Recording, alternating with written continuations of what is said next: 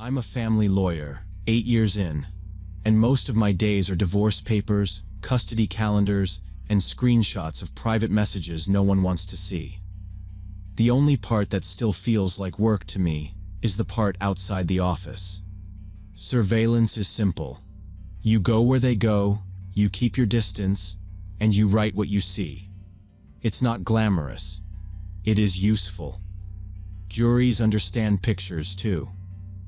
Last August, a woman named Michelle Connor came in looking hollowed out. She put a folder on my desk with phone records and a printout of their shared calendar. Thomas, her husband, had been coming home later and later.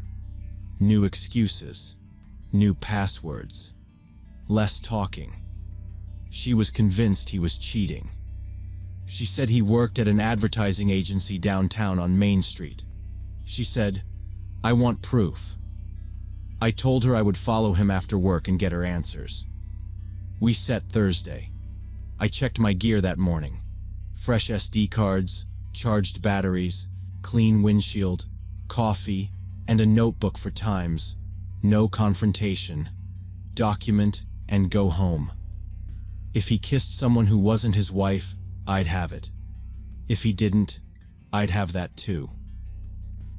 By 5:30, I was parked half a block from his building, engine off, windows cracked, the lobby doors framed in my windshield. Rush hour pushed past in waves of brake lights and bus fumes. The agency occupied the 3rd floor of an old brick building with high windows and a brass directory that still listed companies that died a decade ago. At 5:40, lights blinked off in rows. Office people drifted out in groups. I watched the door in my mirrors, and I wrote down each minute that passed. A gray sedan idled at the curb, then left. Not him. A cleaning cart rattled past the glass, and then the lobby cleared out. Right at 6, I saw him. Thomas. Tall, careful haircut. Shirt sleeves rolled to the forearms. He paused like he was waiting for someone, then moved, alone, through the doors. He didn't look around. He walked to a gray sedan at the meter, unlocked it, and got in. I wrote down the plate and the time. I started my car and let a delivery van slide between us. He pulled away from the curb like he had a plan already set. Instead of heading toward the freeway that takes you to the suburbs, he turned the other way and drove deeper into downtown. We caught a green wave and wound past towers into the river of the highway. I stayed 2 lanes over, 2 cars back. The city thinned fast. Billboards turned into chain link and weeds. Exit signs got unfamiliar. He passed the turnoffs for the riverfront and the freight yard and kept going. We were pointed at the old industrial district. That stretch used to be smoke and whistles. Now it is mostly shells. He took the exit and dropped into a grid of cracked asphalt and leaning light poles. Warehouses with plywood windows sat on one side. Lots with busted pallets and thistles sat on the other. No pedestrians. No reason for a faithful husband to be there on a weeknight. He slowed by a chain-link gate and a pinked-out no trespassing sign, then rolled on and turned behind a long, low factory. The rusted sign frame still held the ghost of a company name. The place had been a textile mill that shut down 15 years ago. He pulled into the parking lot behind it, near the rear loading bays. I eased past, turned at the next corner, and parked behind a delivery truck 2 lots away with my lights off. I watched through the open space between buildings. He sat in his car a moment, hands at 10 and 2, then got out and headed for the bays. He walked steady, like he'd done it before. No bag, no flowers, no glance over his shoulder. He climbed through a broken first-floor window near the corner and vanished. I wrote the time again and waited. The lot was trash, glass, and weeds. A loose sheet of tin tapped on something hollow. A gull cried somewhere it shouldn't have. I set a 5-minute timer. If he was meeting someone, I didn't want to arrive at the same second. When the timer died, I stepped out, locked the car, and kept to the wall shadow until I reached the loading bays. The broken first-floor window he used was missing most of its glass. I crouched and looked in. It was dim, not black. It smelled like wet cloth, mold, and old oil. I slid my phone deep into a pocket and went hands-free.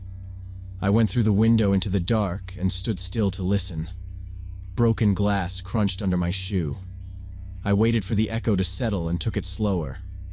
Shapes resolved. A collapsed office cubicle, dented lockers, a stencil that still said, "Safety is everyone's job." Something dripped from somewhere you couldn't see. I moved along the wall, not across the middle where noise carries. My flashlight stayed put. Light makes people look at you. My eyes adjusted enough for steps. A shaft of late sun fell through a busted skylight and picked out a staircase at the back. The handrail was scaled with rust. Some steps were patched with plywood squares. I stopped at the bottom and listened again. It was the kind of quiet that makes you count your own breathing. I put my weight on the edges of the treads and tested each one. The old wood creaked anyway. I went up one step, then another, slow and flat-footed. At the landing, cooler night air moved across my face. I kept my shoulder to the wall and tested the last creaking step. Paint dust fell onto my sleeve. I leaned toward the open space, held my breath, and I could hear voices coming from the second floor. I climbed the last steps with my weight on the edges so the wood wouldn't cry out. The hallway was narrow and dusty, safety posters peeling on tacks. Voices came from the left.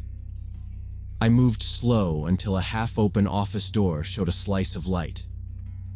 I leaned in and saw Thomas at an old metal desk with papers, a calculator, and a lamp throwing a hard circle across columns of numbers. He had the phone to his ear, elbow on the blotter. He wasn't whispering. He sounded like he'd practiced. He said, "Thursday by 9, no holds."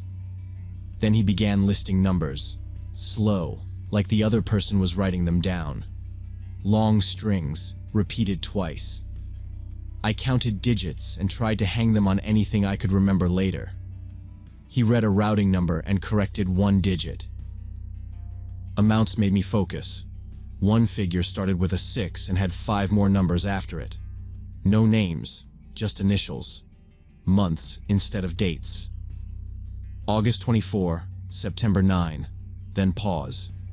He said a bank I knew and 2 I didn't.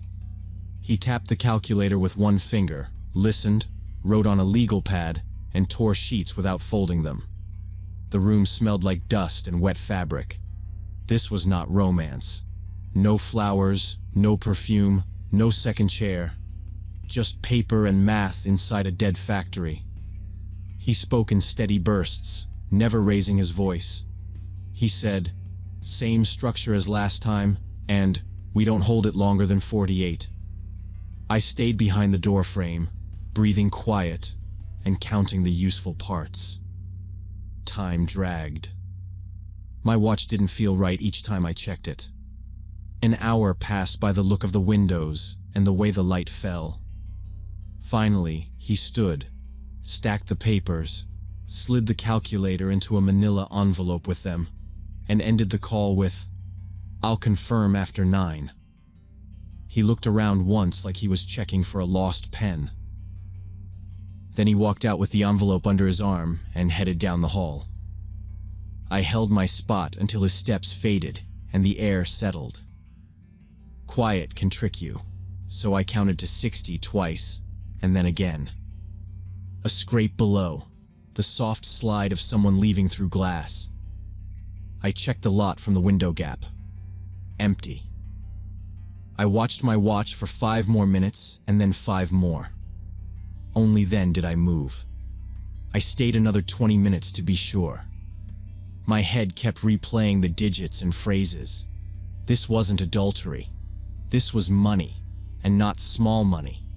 Hundreds of thousands. I backed away from the office, took the stairs slow, and climbed out the broken window. In the lot, I moved normal speed to my car, locked the doors, and set my notebook on the wheel. I wrote everything I could remember before it leaked away. The hallway, the door, the phrases, the amounts, the banks. Then I drove back to town and rehearsed plain sentences. I would tell Michelle I followed him, that he went to an abandoned factory, that there was no other woman, that he discussed transfers and routing numbers. I would keep to facts and nothing else. The highway rolled under me in black lanes and white dashes. A semi threw wind at my door, and then was gone. The city rose back up, messy and bright. I parked near my office, read my notes out loud once, and went upstairs. I locked the door and filed a copy in my safe. I slept light. In the morning, I prepared to call her. The meeting went as I expected. Michelle sat small with her hands on her bag. I told her where I followed Thomas, what I saw, what he said. I told her there was no sign of another woman, only numbers, dates, and transfers. She stared at the table, shocked, and said she knew nothing about extra income or new accounts or unusual purchases. She said, "We live on his salary and my part-time check." I asked about joint accounts, cards, cash, and any deposits she couldn't explain. She denied all of it. I laid out options in plain steps. Document more. Hire a forensic accountant. Go to the police. File and use Discovery to pull records. Each choice had cost and risk. She asked for time to think. A week later, on day 7, she called and said she was dropping the case and did not want to pursue it. Her voice was flat, like she was reading. She asked me to close the file and send the final invoice. I asked if she was safe. She said yes. I asked if she wanted referrals. She said no. The call ended. I called again and again. No answer. I mailed the invoice with a letter that summarized our talks in neutral language. It came back signed for, no note inside. I moved the file to inactive and stored my notes. Every few days at first, then less often, I checked the county arrest logs and the federal docket search. No Connor matched them. Months went by. The factory got fenced and posted. Weeds, then snow, then weeds again. I drove past once and didn't stop. I kept the photos and the notebook in my safe. I did not talk about them. Sometimes a case dies because people decide to bury it. Sometimes nothing surfaces because someone is careful, patient, and quiet in all the right places. Maybe Thomas stopped. Maybe he adjusted whatever he was doing so it would not brush the edges of people like me. I don't know. I only know what I saw and what I wrote down. Families hire me for love problems, but sometimes the real problem is money. It does not leave lipstick on collars. It leaves numbers. They hide in plain sight. Everything else stayed quiet, like the floor of that factory afterward. I learned that sometimes family secrets run much deeper than simple infidelity.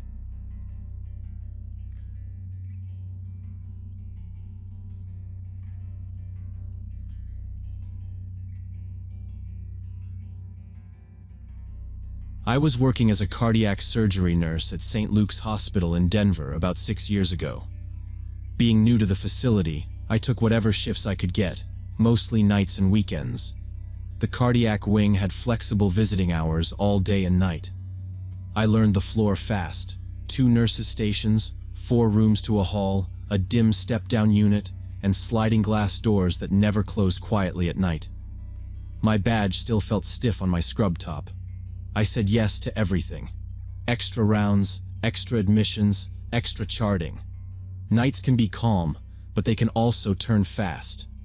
I kept my head down and stuck to policy.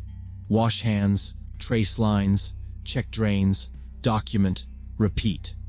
I wanted to be invisible and useful at the same time. One particular patient, Mrs. Adams, came in through the ER with crushing chest pain and went to the OR for an emergency triple bypass. I got her the night she rolled out of recovery. She was tough, mid-60s, clear head, strong grip, clean incision. Her vitals were steady by the second night.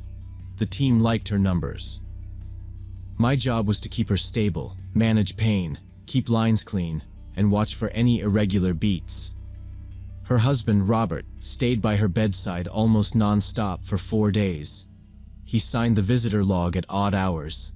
He was polite, too polite. He stood up whenever I came in, even at 2 in the morning, and watched every move. I have seen family do that before. It can be love, or fear, or a need to feel useful. From the first day, something about him felt off. It started with small things. When I flushed her central line, he leaned forward like he needed to memorize it. When I scanned meds, he drifted toward my shoulder instead of giving space. He asked for the drug names and then asked where I lived, where I trained, what high school I went to. He asked if I jogged. He smiled the whole time. Fixed. His stare made my skin crawl, but I stayed professional. I kept answers short and redirected to his wife. I put the incentive spirometer in her hands, showed the call button again, adjusted the SCDs, and checked her drains. Mrs. Adams would squeeze my wrist and ask for ice chips. Once she murmured, "He just worries," and closed her eyes. The wing runs on routines. Midnight turns, 2 a.m. labs, 3 a.m. med pass, 4 a.m. vitals. You can feel a shift's rhythm when you have been on nights long enough. The first night with the Adamses was uneventful. At 2, I rechecked her dressing and lines, changed telemetry leads, updated the chart. Robert watched from the chair and never dozed. Every time I looked up, he was already looking at me. Between rooms, I kept catching him in reflections. The glass door, the dark TV screen, the window to the hallway. Not doing anything, just watching. I asked if he needed a blanket. He said he was not cold. I brought a fresh pillow. He said he would stand. He offered to carry my med tray once. I told him that was not allowed and slid it away from his reach. By the end of that first day, I logged him as over-involved. That is a category you learn fast. Not dangerous, just persistent. I told the charge he hovered and wrote it in my note. I reminded myself I was new and to stick to policy. Keep the door open. Keep distance. Say only what is necessary. On the second night, the floor was quieter than usual. A light snow started outside and turned the windows into gray paper. I had 4 patients. Mrs. Adams was the most stable, which is when you get surprised. Around 3 in the morning, her call light pinged at the desk. I grabbed my tablet and headed down the hall, shoes quiet on the waxed floor. The hallway was half lit. Inside her room, the monitor sat low and steady, the blue pulse ox glow on her hand like a tiny star. She appeared to be sleeping, chest rising in shallow, even breaths. The TV was off. The visitor chair was empty. That was odd.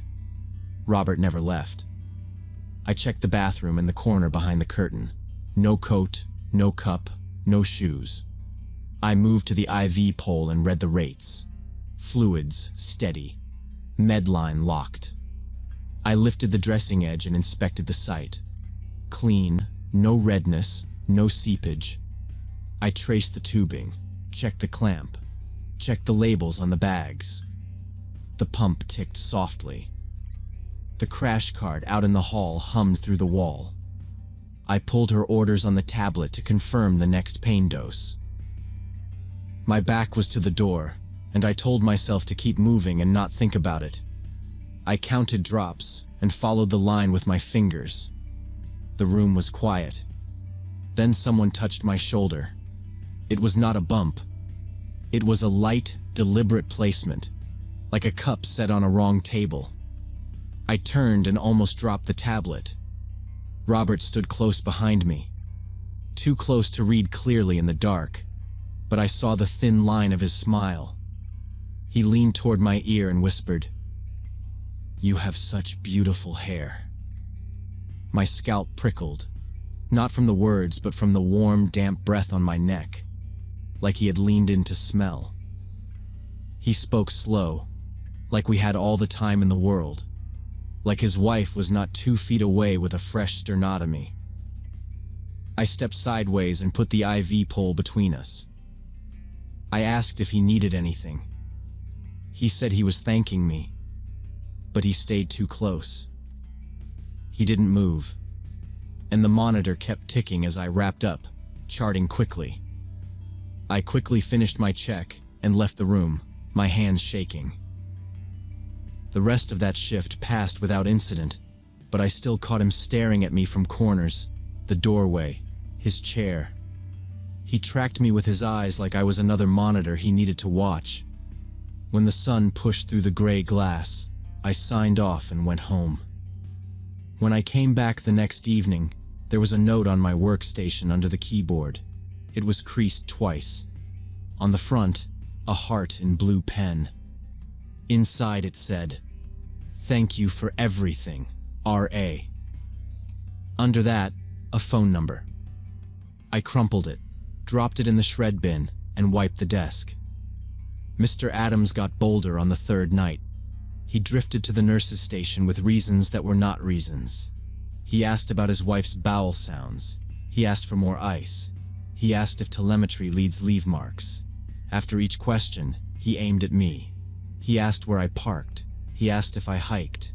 He asked if I liked coffee. He tried to read my badge again. I moved the lanyard away and slid the visitor register toward him. The station smelled like sanitizer and burnt coffee. He leaned on the counter with his elbows down, eyes never leaving my face.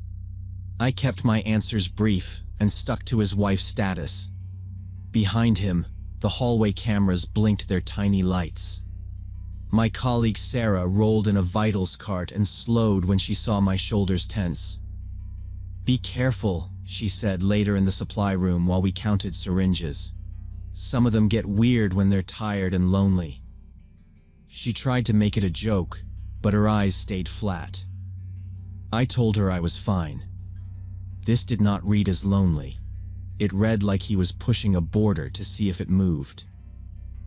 I stayed close to the station and kept a heavy pen in my pocket. Around 5 in the morning on that third night, I was catching up on paperwork. The floor was quiet. I felt eyes on me before I saw him. When I looked up, Mr. Adams was peeking around his wife's doorframe. Only half his face showed. He wasn't checking the hall. He was fixed on me. As soon as our eyes met, he slipped back inside. I looked down, typed a line, and looked up again. He was there again. Same angle, same stare. He disappeared when I noticed. He was measuring something. I turned my chair so I could see his room in my peripheral and watched his reflection in the screen. The behavior was not an accident. He did not react to alarms 2 doors down. He only moved when I looked up. I made a note to report him to my supervisor in the morning with times and details. Mrs. Adams was scheduled for discharge the next day if her labs held. I told myself I just had to finish this shift without a scene. I kept my steps measured and stayed in open areas. When I entered her room to do a check, I stood so the door stayed open and announced each task for the chart microphone. He watched me from behind his wife's bed, hands in his pockets, the same thin smile. I kept the visit short and left. The rest of the night stretched longer than it should have. I pressed the badge reader to make sure it clicked. I asked Sarah to walk with me to the medroom. I logged each interaction. I kept thinking of that note now compacted with trash in the basement. Near shift change, I wrote down my plan. Email the supervisor, notify security, and move on. Mrs. Adams was discharged the next afternoon while I was off duty. When I came in that evening, Sarah met me at the door. She said he had spent an hour asking about me after his wife left. He wanted to know when I worked next. He asked what car I drove. He described the lot and the entrances. When the charge nurse told him I wasn't scheduled that day, his friendly face dropped into anger and he stormed out. The security guard on duty said Mr. Adams didn't actually leave right away. He was seen in the parking lot for another 30 minutes. He walked between cars in slow loops, head down, phone out, lifting it now and then like he was checking messages. The guard said he stopped near a black sedan, then near a small gray hatchback, and raised his phone again. He took photos. He stayed until the guard started walking his way. Then he got in his car and drove out. I stood at the station and felt a new cold settle in. I moved my badge inside my shirt. I asked to file a report right then. The supervisor handed me the form. I wrote out everything I could remember, including the whisper, the note, the peeking. A week later, administration received a formal complaint from Robert Adams. In it, he wrote that I had been unprofessional and inappropriate with him. He gave no specific details. He did not mention his wife's care. He signed his name in neat handwriting I recognized from the note. HR called me in to review it. I brought my report and the timestamps, and Sarah came to confirm what she saw. They said they would document everything and alert security if he returned. The complaint was closed as unfounded. I walked to my car with another nurse that night and checked my back seat before I got in. I realized I had underestimated how dangerous the situation had been. Staring felt small when it started. The note felt like a nuisance. The peeking felt juvenile. It wasn't. It was testing. I updated my routines at work. Security has my plate and shift times too. Now I always report concerning behavior immediately, no matter how minor it seems at first.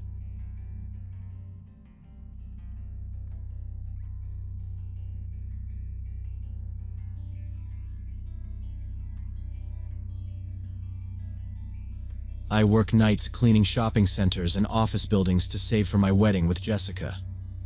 Our company takes the after-hours jobs when the places are closed and quiet. We're short-staffed, so they send me solo to smaller locations. It saves them money and gives me extra shifts. I clock in, do the checklist, and move to the next place. On Tuesday, September 23rd, they assigned me to clean the sports zone at Riverside Mall by myself. I parked by the service entrance and used the manager key from the lockbox. The mall corridor lights were on night mode, a dull yellow. I disarmed the alarm, signed the log on the clipboard by the door, and rolled my cart inside. I pulled the gate down over the front entrance and checked both side doors. Jessica and I need this job, so I double-check everything. Sports zone isn't huge. You can see from the shoe wall to the scooters by the front. The floor is gray tile with rubber mats around the registers. Glass displays hold watches and headphones. The changing rooms sit in back next to the stock door. In the back room there's a cardboard baler, racks of jerseys in plastic, and a ladder with a bent rung. The HVAC hums just loud enough to cover small sounds. I plug in a podcast and go through the motions. Mop the floor, empty trash, wipe the glass, dust the top shelves with the long duster that bends at the wrong angle. I wear nitrile gloves and carry a ring of keys that clinks on the cart handle. I do bathrooms first. After that, I pull out the vacuum and run straight lines down the main aisles so the manager sees them in the morning. Frank, my supervisor, likes seeing straight lines. On breaks, I write numbers in a small notebook: rent, car, venue deposit. Jessica wants a simple backyard wedding. I tell her we can do better. It keeps me moving when my feet are buzzing. The night smell is always the same: cleaner, cardboard, floor wax, new rubber. Around midnight, I was in the back room emptying the vacuum. It's a bagless type with a clear canister. You pop the latch and shake out the packed gray dust into a liner. I pulled the metal trash can closer so I didn't miss. Static made the dust cling to my sleeves. I tapped the side with my hand until the clumps fell. My podcast was in my ear. Two hosts arguing about a case I wasn't following. I tied off the bag and swapped it for a fresh one. Then I checked the back door again out of habit. The crash bar sat flush. The chain on the rolling cage was locked. Someone had dragged a pallet earlier. I could see skid marks on the concrete. I made a note to tell Frank.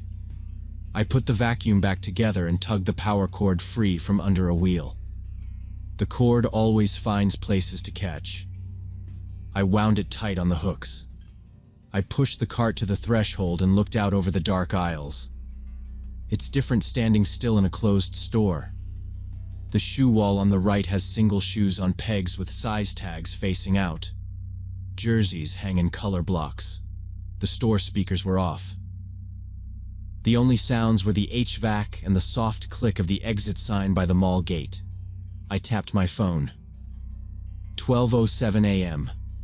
In the mirror mounted high above the back door, I could see a slice of the sales floor. I set the spray bottle and a clean microfiber on the cart and stretched my back. My plan was simple. Finish the counters, run the mop, take trash to the compactor in the corridor, and leave by 1. I put the podcast back on and turned toward the main floor. I caught a flick of movement in the main store area out of the corner of my eye. I figured it was the security guard doing his rounds, or Frank coming by to check if I had the checklist done. Frank likes surprise visits. I paused the podcast and pulled one earbud out. The store got very quiet. There was a soft scrape, like metal on metal out front. I put the spray bottle down and walked out to the sales floor to see what was going on. My steps sounded too loud on the tile. I stayed close to the racks and looked past the end cap. That's when I saw them. 2 men stood near the checkout counter like they had a reason to be there. They weren't wearing uniforms. No polos, no name tags. The older guy, around 50, had a stiff posture, one hand on the counter. The younger one was crouched by the register with his face turned away. The older guy said something low.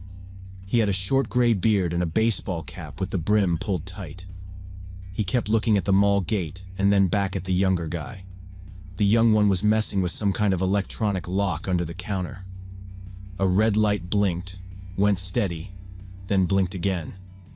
He adjusted a little device with suction cups on the metal face. I knew right then they weren't employees. I ducked behind a rack of athletic shoes before the older one could turn and see me. I slid my cart backward so it didn't stick out past the end of the aisle. The smell of new rubber was strong in that pocket of space. I crouched and watched through the gaps between shoe boxes. The older man shifted his weight and looked toward the fitting rooms like he knew where everything was. The younger man's tools made small clicks and a soft whine. He wore black gloves. He didn't look up. Both men had backpacks full of tools and seemed to know the store layout pretty well. The younger guy kept at the lock while the older man moved in short loops, checking lines of sight and listening at the gate. The small device on the safe face hummed and flashed. The younger one wiped a cable with his sleeve, then placed it again. He looked calm. He knew what he was doing. The older one watched the hallway clock and tapped the crowbar against his thigh. They weren't panicking or loud. This looked like something they practiced. The older man had the crowbar tucked in his belt under a dark jacket. When he turned, I saw zip ties in a side pocket. The younger one kept checking his watch, counting with his finger by the flashing light. I could hear them talk, only a few words. Times, steps, a name for the safe model. It sounded routine. My phone was back in the storage room on the charger, and I didn't dare leave my spot to go get it. The path back was open tile. If I moved, they would see. I stayed low with a knee on the floor, and my hand on the cartwheel to stop it from rolling. The rubber mat under the register had a raised edge that made a shadow line across the floor. They worked quiet and clean. No extra movement. The older man checked both entrances, then eased a camera dome toward the ceiling with a telescoping magnet. The young one swapped bits on a compact drill and lowered the speed. He set plastic wedges under the panel to mute the vibration. He had done this before. I watched his gloves. They never slipped. He told the older guy to kill the lights over the counter. The older guy used the panel by the office door and the register area went darker. The rest of the store stayed dim. They spoke in low voices about timing and steps. When the younger one said, 30 seconds, the older man rolled his shoulder, breathed out, and stood where he could see the mall gate and the back hall at the same time. My legs started to cramp. I shifted a little so my knee wouldn't pop. A single shoebox edge pressed into my ribs. I focused on small things to keep still. A torn price tag under the rack. A scuff on the tile shaped like a comma. The HVAC cycle switched, and the air grew warmer. I kept my breathing quiet and waited for a chance that didn't come. Minutes slid. The red light on the device went steady, then flashed again. The younger one muttered a number and reset a setting. The older man walked to the end of an aisle, peered down it, then came back. He picked up a pair of socks and set them back so they hit a security tag. He seemed calm, but tight. He was counting seconds in his head. I kept my eyes on their hands. If they started toward the back room, I planned to slip through the stock door and lock it, then take the corridor to the compactor and run. That was my only plan. I didn't think about anything else. I just watched the device and the crowbar and the watch on the younger man's wrist. After about 15 minutes, something went wrong with the electronic lock. A high chirp sounded, then the store's alarm blasted in the ceiling. It shook the glass and made the shoe wall vibrate. The older man cursed loud. The younger one snapped the device off the safe face and stuffed it in his backpack. No arguing. No discussion. They moved at once. They grabbed their backpacks and bolted for the service exit by the stock door. The older man passed 20 feet from me. He didn't look my way. He hit the crash bar with his shoulder. The door jumped open to the gray corridor and bounced. They disappeared into the hall with quick feet. The door eased shut behind them but didn't latch right away. I stayed hidden behind the shoe rack for another 10 minutes, counting by tens with my mouth closed, making sure they were really gone. The alarm kept drilling the air. The red strobes flashed slow in the corners. After a while, the mall alarm joined in down the hall, a different tone. I watched the service door for movement. Nothing. When I finally worked up the courage to come out, the store was empty and loud from the alarm. I checked the front gate and the fitting rooms with a quick glance. No one. I ran straight back to the storage room, grabbed my phone from the charger, and called the police. Then I called Frank. My hands shook, but I hit the right buttons. Within minutes, mall security arrived at the gate, waving a flashlight and yelling for someone to open up. I met them at the service door and let them in. 2 guards, one older, one young, both breathing hard. We moved to the front counter while I tried to explain over the noise. The younger guard pointed at the safe and wrote the time in his book. Then the cops showed, followed by the store manager, Robert Davis, keys in hand, shirt half tucked, hair wet like he left a shower. They shut the alarm panels down after 2 calls to the monitoring line. The quiet after was thick. My ears rang. I stood by my cart with my gloves still on and waited for questions. When they looked around and saw only me, the manager's face tightened. I was the only person they found inside a store that had just been hit. Robert looked at my cart, my keys, the safe panel, then at me. He asked my name and what company. He asked why the back door wasn't latched. I told him it bounced when they ran. He didn't nod. For a minute it felt like I was the suspect. He said, How do I know you didn't try to pop my register? I told him to check the cameras. He called the office and had someone pull the feed. I stood still. The officers separated us and took notes. One of them, a tall guy with a shaved head, read my ID and wrote the time I called. The cameras backed up my story.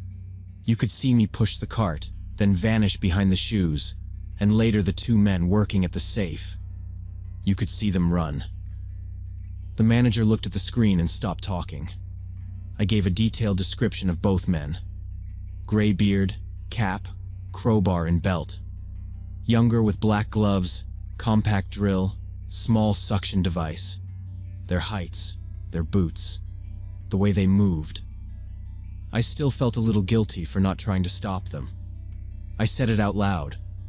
Officer Johnson told me, "You did the right thing by staying hidden. Don't risk your life for a register." He asked me to repeat the timeline. I walked him through it, minute by minute, using phone times and the log clipboard by the door. He nodded and wrote everything. The investigation went on for several weeks. I met Robert 2 more times with detectives. They pulled prints from the counter edge and the safe panel. They asked about any staff who might have shared codes. They checked the mall corridor cameras, but the service hall had a blind spot past the ice machine. The men knew it. Nothing solid came back. They never caught the thieves. Insurance covered the panel repair and the lost petty cash. Frank kept me on the schedule. I worked the same nights and the same loop. I walked past that safe many times and saw the thin scratch lines where the wedges had been. 8 months later, the case is still unsolved, and I sometimes wonder if those two moved on to other malls, or just found a different line of work.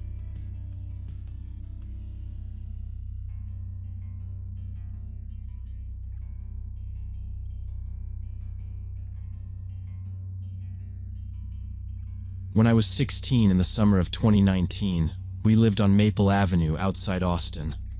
Our house sat on a corner lot, and the backyard was wrapped in a wooden fence that was not very tall. Behind the fence ran a strip of grass and a small park with a walking path. From our kitchen window you could see the swing set through the gaps when the light hit right. The street was quiet most days. It felt safe. My name is Sarah Mitchell, and that summer I noticed small things that did not make sense at first anyway.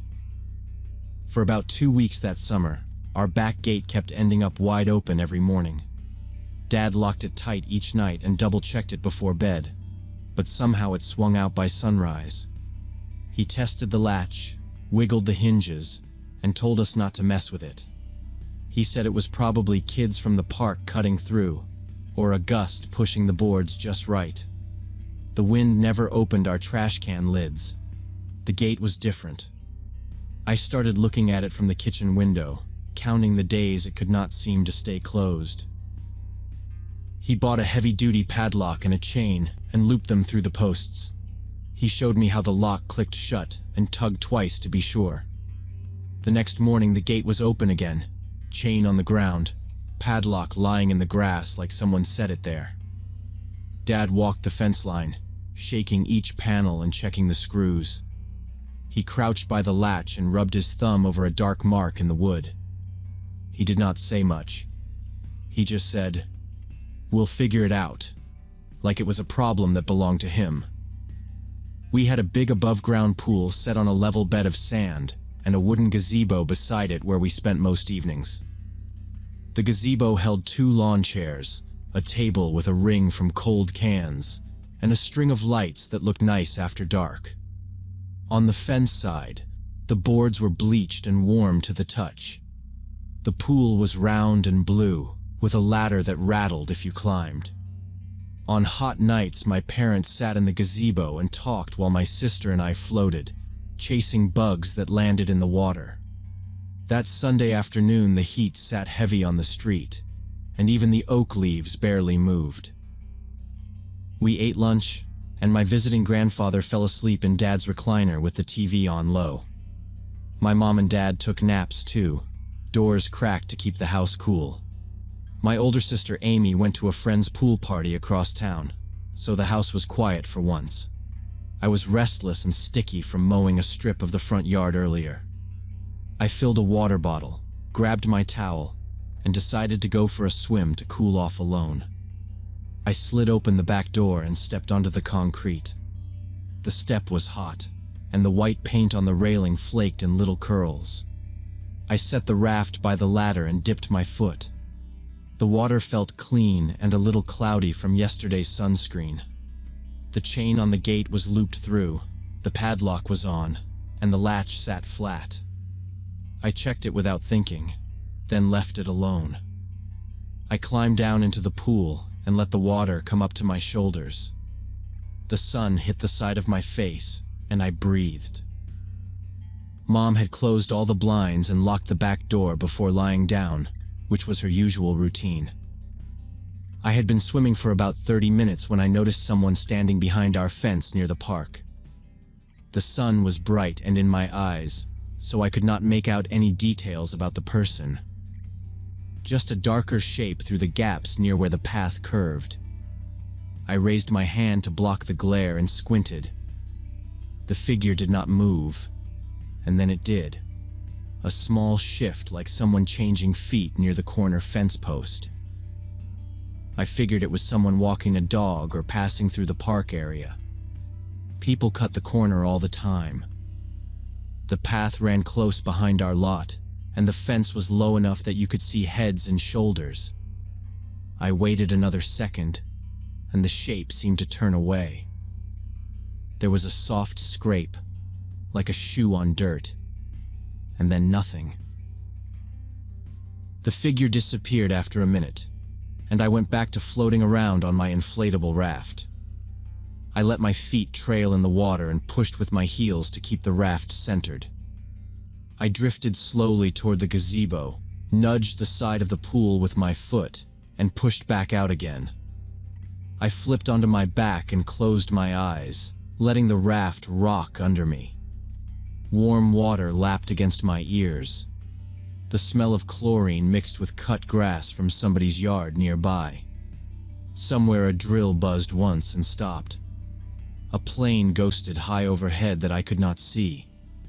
I let my arms hang in the water and listened, counting breaths and the tiny taps the raft made against the pool wall when a ripple rolled across the surface. The sounds of a Sunday afternoon spread across the block. Distant lawnmowers hummed past the trees. Birds chirped from the power lines and hopped along the fence. A car rolled through the stop sign at the corner and kept going. From a house down the block, a radio muttered a country song I could only catch in pieces. A delivery truck clunked over the speed bump and faded. The boards of the fence warmed in the sun. I felt the heat on my face and the cool on my legs. Everything felt completely normal and safe in my own backyard. The crack hit so sharp I thought a branch blew off the oak. I opened my eyes and turned my head toward the fence. A board flexed and splintered near the top rail. A man was already halfway over, shoe on the middle support, hands gripping the capboard. He swung a leg and dropped into our yard like he had practiced. He was thin, average height, in dark clothes and a baseball cap pulled low so I could not see his eyebrows. He did not look around. He just started walking toward the pool, steady and sure, like he knew this place. For a few seconds, my brain lagged. People do not just climb fences in broad daylight while the sun is on everything. He kept coming, shoes quiet on the grass, shoulders square, head angled down so the brim hit his face. Reality hit me.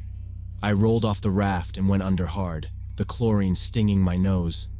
I kicked toward the ladder, but I was in the center and the raft spun into me. The water felt heavy, like my arms had weights. I forced my head up and gulped air and went again. The ladder clinked against the pool wall from a ripple. He reached the gazebo steps and paused, eyes on me, hands loose at his sides. I pushed the raft away and clawed along the top rail toward the ladder. The sun flashed on the water and made everything look white and flat. I kicked the ladder with my knee and grabbed the handholds. My foot slipped on the third rung and I banged my shin, but I got my weight up and over. I could hear my breath too loud. The deck boards were hot and rough on my bare feet. I ran straight for the back door, water hitting my calves and splashing behind me. By the time I reached the mat, he had circled off the steps and was taking the 2 gazebo stairs in one measured stride. He moved like he had a plan he practiced in his head 100 times. He did not hurry. He did not speak. His face stayed calm, mouth flat, eyes unreadable under the cap. I gripped the back door handle and pulled. It did not give. The deadbolt was set. I slapped the glass with my palm, and then both hands, and yelled for help. The sound bounced off the kitchen tile and came back at me. I hit the glass again and again, shouting, "Mom! Mom! Open!" My fingers slipped on the metal. The lock would not move from outside. Behind me I could feel him closing the space, steps on wood that did not creak. I did not turn. I kept hitting the pane with the side of my fist and screamed until my throat scraped. The house stayed quiet for a beat too long. The man stopped a few feet behind me. I felt his presence like heat on the back of my neck and shoulders. He stood there, still. No noise from him at all. Footsteps thumped fast from the hall. The deadbolt clicked. The door pulled inward and my mom's arm hooked my wrist and yanked me across the threshold. I stumbled on wet feet and slid on the tile. She shoved the door closed. Her hand snapped the lock. When I turned, he was standing 2 feet from the glass, close enough to fog the pane with a breath, but he did not breathe hard. He looked at us with flat eyes that did not track around the kitchen, just focused on the space between us and the frame. He did not try the handle. My dad hit the bottom stair loud enough to shake a picture. He saw the man and shouldered the door open again, pushing past me. He was barefoot and in a t-shirt and gym shorts. He went straight out on the step and pointed. "Get off my property," he said, voice low and hard. "Now." The man's mouth twitched like he was thinking about a word, but he did not use it. My grandpa's voice came from the living room, steady, speaking to 911, giving our address, saying, "There's a man in our yard right now." Mom kept one arm on my shoulder and one hand on her phone. Water dripped off me and made a slick on the tile. The man did not look at Dad's face. He looked at Dad's chest like he was measuring distance. For a second, I braced for him to move fast or to grab for something. He didn't. He turned without a word and walked the same unhurried pace to the back gate. He never looked at the windows of the second floor or the kitchen door. He never glanced at the camera light by the porch because there was not one yet. He reached the gate and stopped.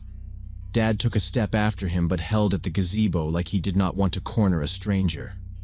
The man put his hand in his right pocket and brought out a small key ring.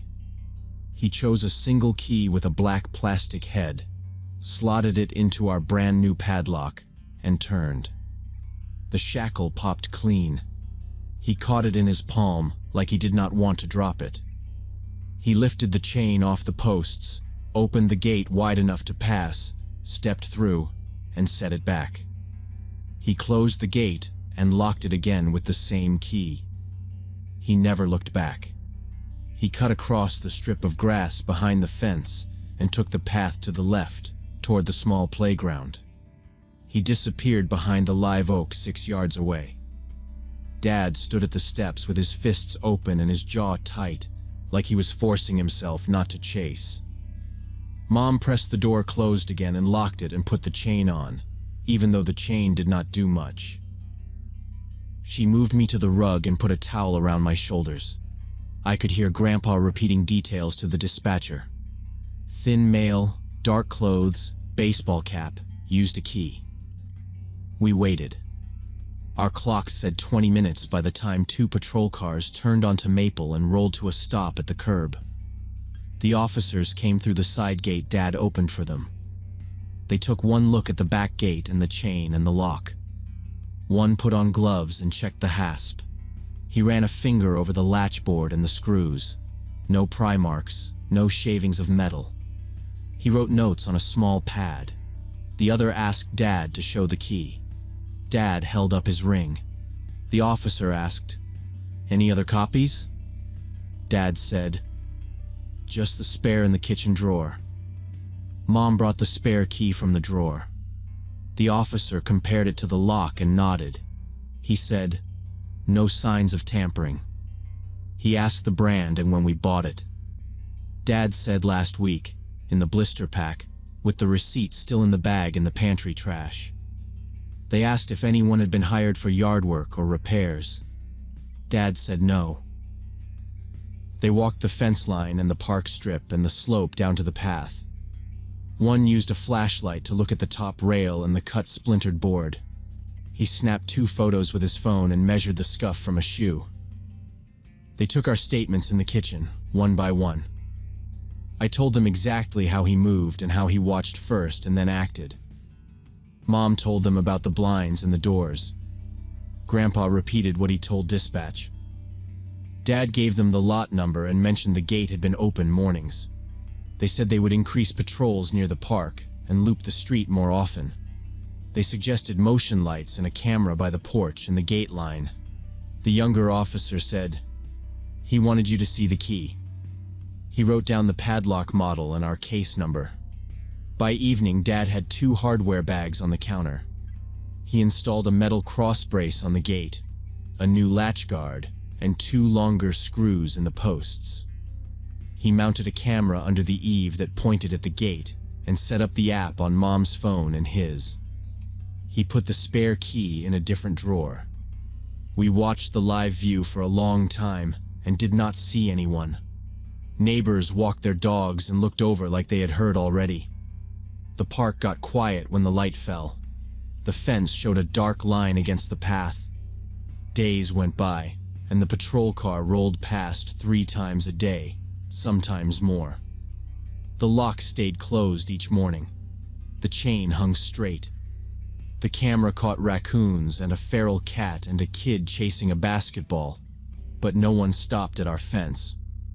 I kept checking the timestamps anyway. We never saw the man again. That did not change the part where he knew the lock and had a key that fit. I thought about the package at the store, sealed tight, and the 2 keys in the plastic. I still wonder how long he had been watching our family and planning his way into our yard.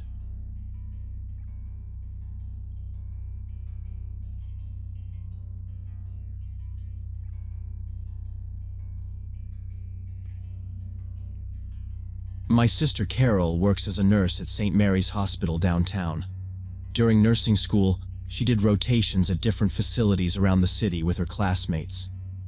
Recently, she told me about her friend Amanda's experience during a clinical rotation at a small rehabilitation clinic on the outskirts of Springfield. It was a 30-bed place that specialized in elderly recovery and physical therapy. Amanda was on the night shift, making rounds and checking patients as part of her training. That Saturday night, her ward only had 12 patients, so the halls felt especially quiet and empty. The long corridors seemed to stretch forever under the fluorescent lights at 3 in the morning. Amanda liked the routine. She checked oxygen tubing, straightened blankets, and logged vitals on a shared tablet. The clinic used old wall clocks that ticked loud when everything else went still. The vents made a thin whistle, like air slipping through a gap. In most rooms, the TVs were off and the shades were halfway down. Parking lot lamps showed through the slats.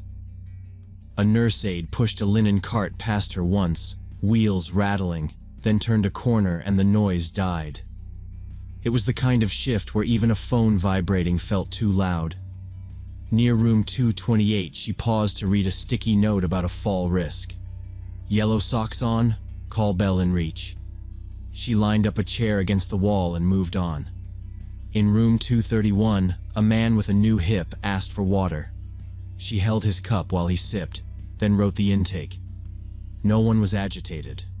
No alarms went off. Her steps echoed on the waxed floor and faded as she turned a corner.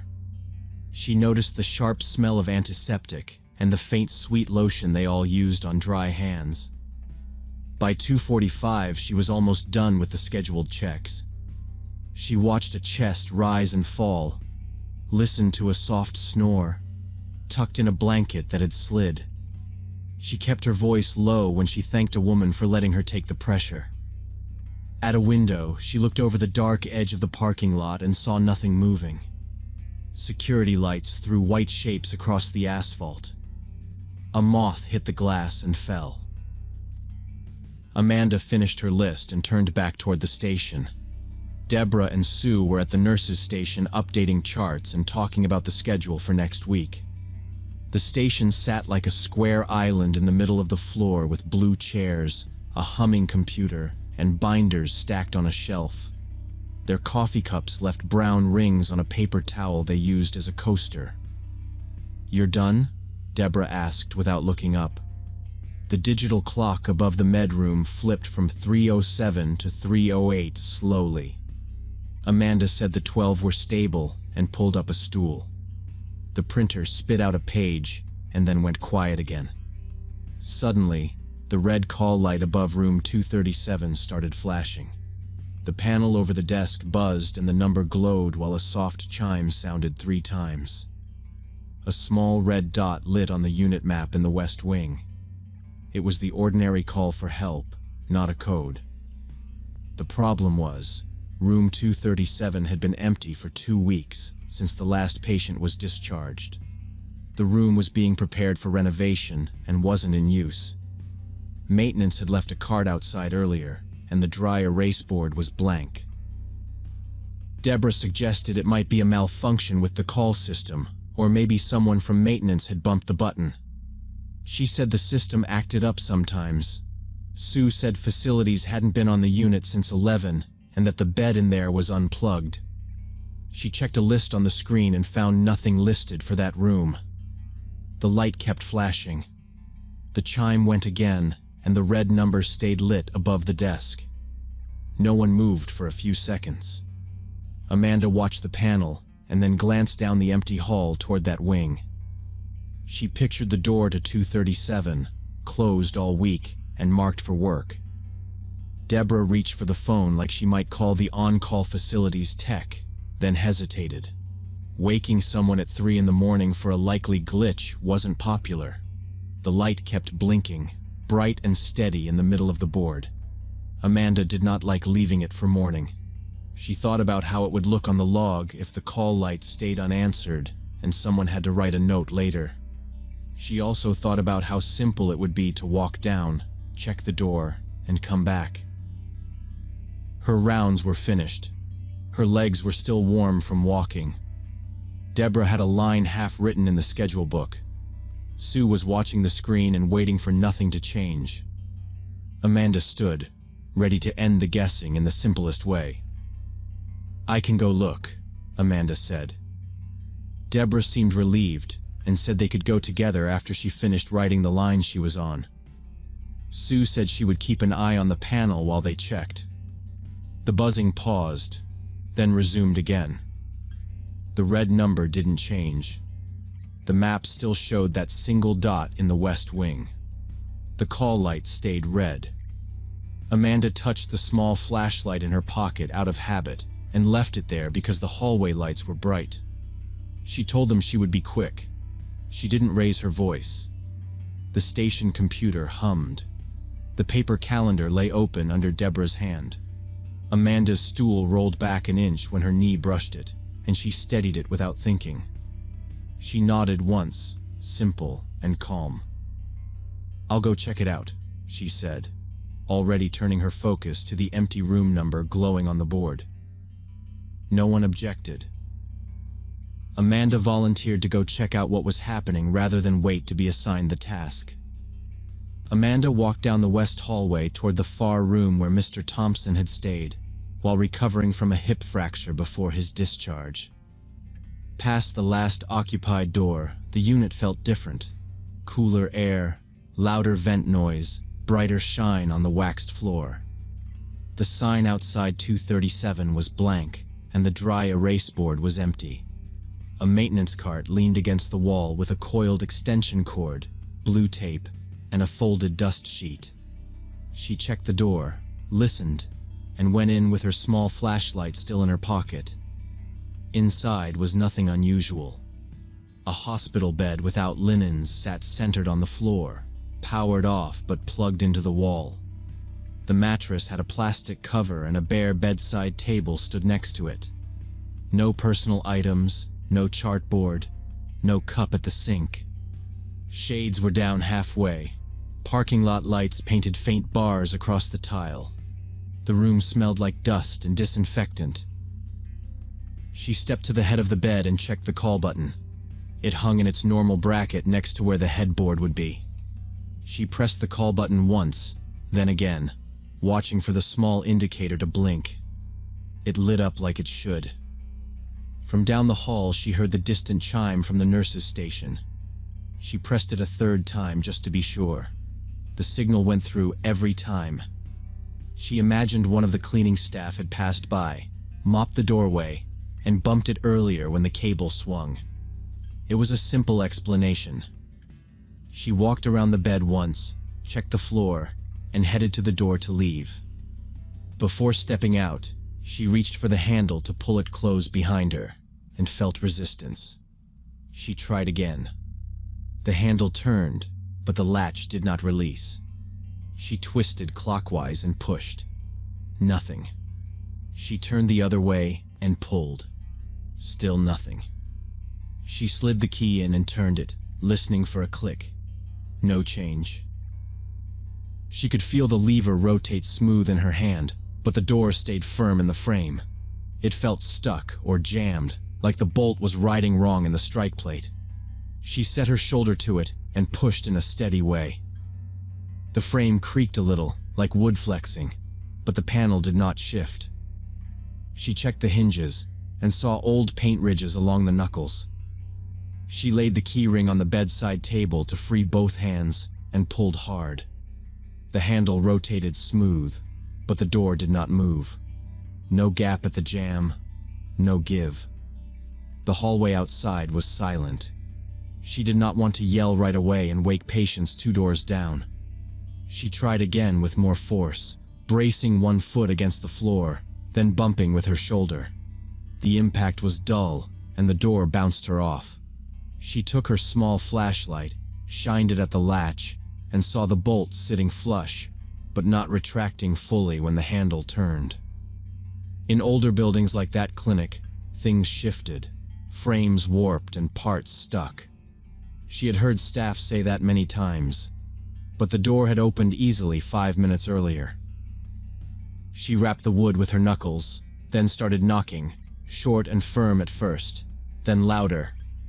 "Deborah," she called once, then again.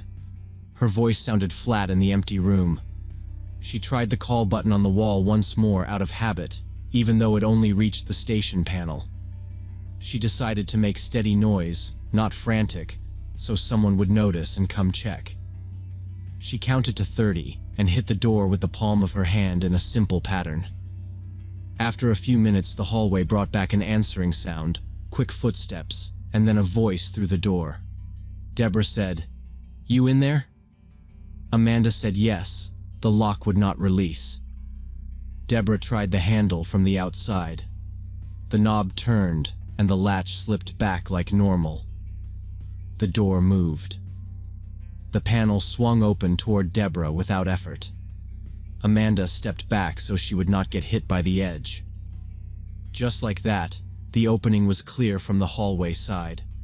Amanda picked up her keyring and stood in the doorway while they both looked at the latch face. Deborah worked it a few times and felt nothing strange from her side. From Amanda's side, it had bound up like a seized part. Deborah said they should call the on-call maintenance now, not wait for morning, and Amanda agreed. They walked back to the station.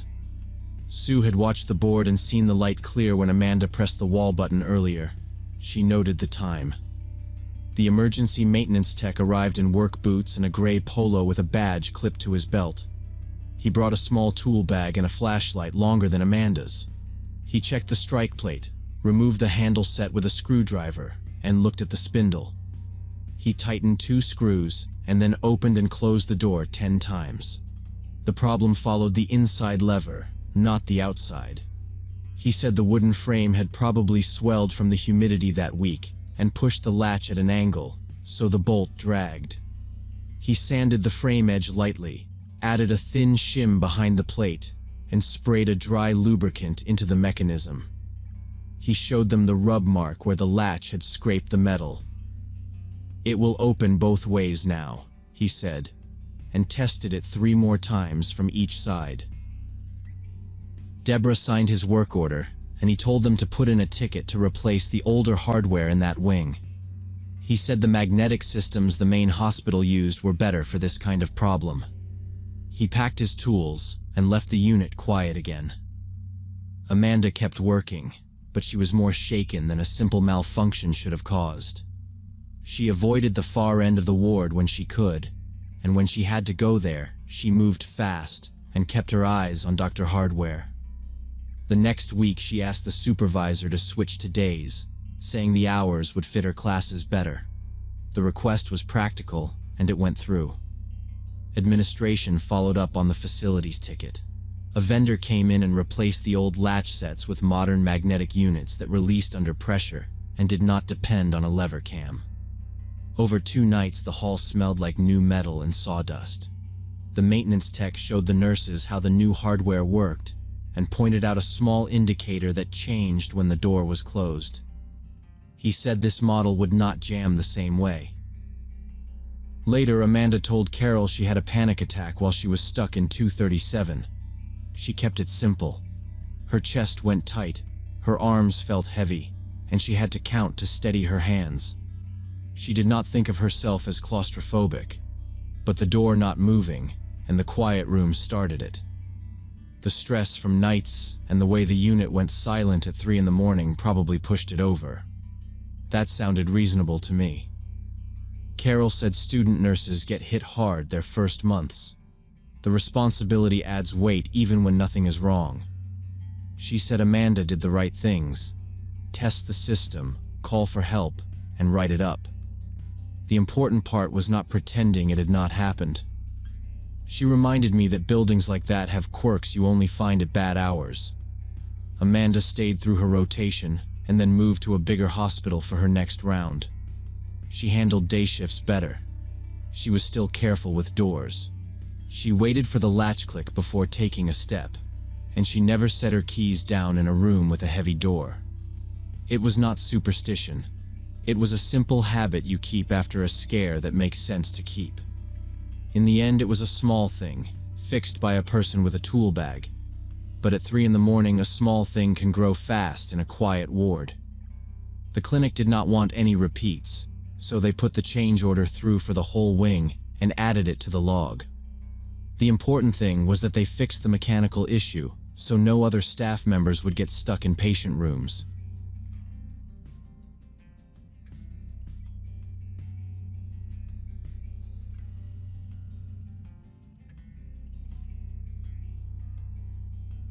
My name is Marcus Johnson.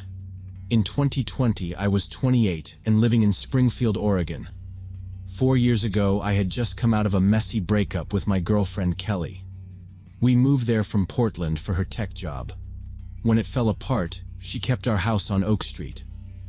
I found a basement apartment fast. The windows were at ground level, so all I saw were ankles and shoes sliding past. It felt bleak, but my sales manager salary couldn't do better. Kelly kept calling those weeks, texting late, begging me to come back and work things out. The building was old, with steam pipes that hissed and a hallway smell of bleach and wet carpet. My ceiling had brown stains shaped like islands. I kept clothes in plastic bins because the closet felt damp. I slid a rubber mat under the bed. The kitchen was a narrow strip, 2 burners, a stubborn mini fridge. I set my laptop on a wobbling thrift store table and told my boss I'd work remote. He wanted weekly reports and the same numbers. Nights, I stared at the blinds and listened to footsteps above me moving past like slow, dragging tides. Night. On Saturdays, I drove past Oak Street out of habit. I didn't stop. Her car sat clean under the trees, and sometimes a soggy package waited on the porch. I pictured her barefoot at the kitchen island, focused on code, the plant in the window still alive. Then I'd circle back to my low ceiling and the constant shuffle over my windows. You learn patterns in a basement. Who walks a dog? Who drags a suitcase? When someone slows, the sound changes, a different weight in the pause. I told myself it was nothing and kept my head down anyway. About a month after the split, the weather turned hard. 3 straight days of rain hammered the gutters. The courtyard drain made a sucking noise and then quit. Water crept down the hallway in a thin sheet you could step over if you moved quick. The power went out across the block and stayed off. The building turned quiet in a strange way. Even the fridge stopped its little clicks. Cell service kept dropping, and my phone battery dipped red. I set a candle on a saucer and sat at the kitchen table with printed reports and a pen open. The candle burned low and dripped down the side in pale ropes. Wind pushed through the seams and made the tiny flame lean. Somewhere upstairs, a door kept banging as the gusts shifted. I kept circling numbers and writing notes in the margins, page after page.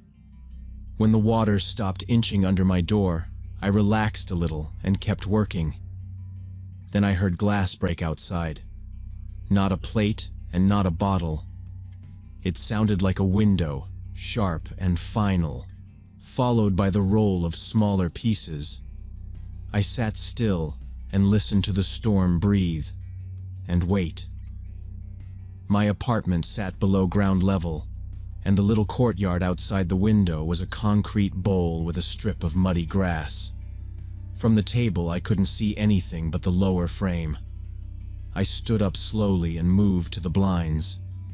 Another small pop followed, metal on metal, deliberate, not random. I lifted one slat with 2 fingers. Rain streaked across the glass in diagonal lines. At first, I saw only puddles and leaves pinned to the wall.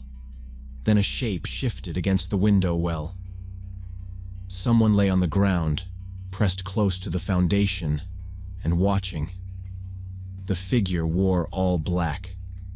Hoodie pulled tight, pants soaked and stuck to the legs, gloves dark as the rain. The shoes left prints on the concrete lip. For a second, I thought they had slipped in the storm and crawled there. People drink during power cuts. People fall. But the elbows were tucked in like a mechanic under a car, and the hands were busy. The right hand brought up a small tool, thin like a flat screwdriver. The left felt along the base of my window, patient. The movements were careful and measured, not frantic and not drunk. I shifted half a step back so the candle wouldn't throw my outline onto the blinds. The tool slid under the metal rail and paused. Tap, tap. The body moved an inch to the right to get leverage. A faint scrape transferred through the frame into the drywall, the kind of sound you only know if you live this close to the ground. Water beaded on the hood and ran in sheets. There was no wasted motion. They probed the latch again, backed off, and set a better angle. My breath fogged the glass at the seam and faded fast. My heart beat hard, but I kept still. I slid my hand along the wall until I found the light switch and made sure it was down. No power anyway, but I didn't want a silhouette on the blinds. I glanced at my phone. 9% battery, no bars. The person switched grip and wiped the handle on a sleeve. The gloves looked rubberized across the palms, hardware store kind. One knee left a wet print as they adjusted. The other hand settled on the glass at my eye level, and I lowered the slat fast enough to make it click. I held my breath until the next scrape started. The movements were cleaner now. The point found the latch again. Slow pressure. A small flex in the frame. Rain hammered the courtyard and the drain gurgled like a throat clearing. I stayed on the balls of my feet and didn't move. The candle leaned in a draft and then steadied. Outside in the dark, the tool tapped home with a patient rhythm. There was nothing random about it. It was steady, practiced, and close. I stayed there, silent, as I watched this person systematically working on breaking into my home. I blew out the candle to see past glare better. The room went dark, and the storm felt closer outside. A shape lay low outside, working the window frame patiently. A thin tool slid under the rail and twisted slowly. The lock flexed, held, then creaked again under measured pressure. I lifted one blind slat and watched through a slit. They were forcing my window from outside in the rain. Panic rose, but I moved on habit more than thought. I grabbed my phone and tapped Kelly's name immediately again. A bright screen lit inches from the glass, lighting gloves. I heard "Shape of You" over rain from inches away. My call went to voicemail, and the screen died instantly. I called again, and the same thing happened again immediately. Flash, ringtone, silence. The tool dug in harder afterward again. No doubt left. It was Kelly under my window working. Same ringtone as always, same stutter before the chorus started. She lay in mud with a flat bar tool steady. I said her name through the glass, got nothing back. I raised my voice and told her to stop now. She ignored me and levered the tip under latch deeper. I said, "I'm calling the cops, loud and clear now." She froze, slid back, stood, and ran into rain hard. I waited 30 seconds and then called 911 right away. Break-in attempt, suspect known, power out, address given calmly. The dispatcher said officers were en route quickly to me. I checked the other window and slid the deadbolt secure. About 15 minutes later, 2 cruisers rolled into the lot. Their lights bounced off wet siding and flooded the courtyard. I opened the door and led them to windows immediately. They crouched low and inspected the lower track closely together. A gloved finger traced fresh pry marks across scarred aluminum. Another officer stepped out and measured shoe prints carefully nearby. They asked timing, phone, power. I answered in order plainly. They asked who I believed it was tonight, I said. I gave Kelly's name and the Oak Street address directly. I described ringtone, screen glow, clothes, tool, and position outside. One officer wrote the song title down exactly as evidence. They said they would go talk to her right away. I waited inside with my back to the wall, listening. Rain eased to a hiss while I checked the door. They returned later and asked me for the timeline again. They asked if anyone else used that exact ringtone anywhere. I said no and waited for their response in silence. They said Kelly was home and dry when contacted tonight. She said she was there all evening with David watching. Movies were listed with times. David confirmed every detail calmly. He said he never left and they ate pizza together. I told the officers it was a lie for sure. I described the hood, gloves, and how she holds phones. They listened, but the ground felt like it shifted under. They asked if I had video or recordings available tonight. Power cut my Wi-Fi and my small camera earlier. My battery was low, and I had not recorded anything. They walked the courtyard again with flashlights and looked around. Rain softened the edges on prints before they finished checking. They took my statement and said they would follow up. The worst part was explaining the ringtone again to them. They said Kelly's phone had been broken for days recently. She showed volume at 0 and said it made nothing. David backed her story about a silent phone all week. Without physical proof, the case was thin to them, unfortunately. They said pry marks showed attempt, but who did it? I watched water drip from their jackets while they left. Word moved fast through town by the next morning already. The landlord heard I was drunk and yelling her name. At Main Street Coffee, the barista kept a tight smile. A neighbor asked if everything was okay with Kelly lately. My boss called about numbers, warned me about personal drama. I had not posted anything, but someone else talked plenty. The power returned, but the building felt different afterward inside. I kept both windows latched and set dowels and tracks. Every shoe scrape outside made me check the blinds again. I filed the report copy and called for updates twice. No updates ever came from the non-emergency line operator. Her story became the town's story, and mine disappeared quickly. People said I could not accept the breakup at all. People said I tried ruining her new relationship with lies. David started showing up at my grocery, standing close, silent. They called me the crazy ex who would not quit. HR emailed the complaints about my behavior created concerns internally. Sales dipped, calls got colder, clients drifted away gradually quietly. A client asked if I was okay, then left anyway. I stayed late to pull numbers up, got nowhere fast. In a week I was on a plan at work. In 2 weeks I quit and returned my badge willingly. I boxed my lamp and files and carried them downstairs. The hallway smelled like bleach again and felt empty tonight. The courtyard drain kept its slow ring of mud circling.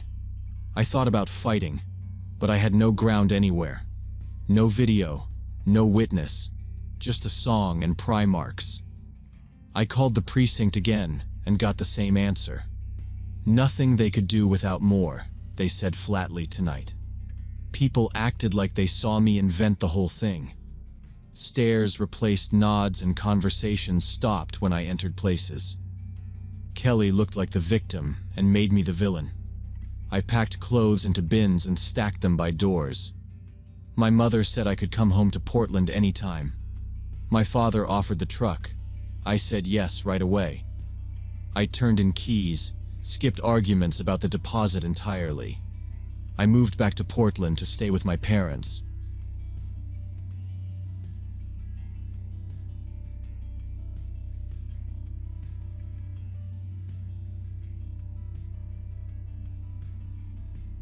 My stepfather Richard died of a stroke in April at 72. He married my mom when I was 14 and became the steady parent I could count on.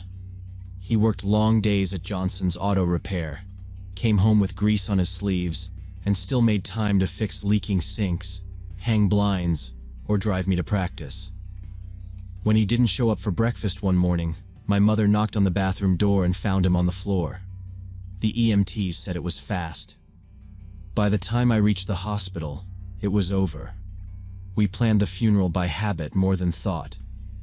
Mom is 80 and had early signs of dementia before any of this. She can still cook and dress herself, but sometimes loses words, sometimes repeats the same question 3 times in 10 minutes. After the doctor talked to us, he warned that a hard shock could speed things up. He talked about routine, daylight, and rest. We tried to follow directions. We took turns staying for dinner, cleaned the fridge, labeled pill bottles, and made a list of numbers by the phone. The first week after the funeral, she surprised me. She kept busy with small tasks. She folded towels, stacked old receipts, circled dates on a calendar Richard kept by the phone. Neighbors dropped off casseroles. I returned a few of Richard's tools to the shop and found a photo of him in front of the blue Chevy he rebuilt last summer. When I came back, Mom was in her chair with the TV remote lined up exactly with the edge of the side table. She said she was tired but fine. I believed her.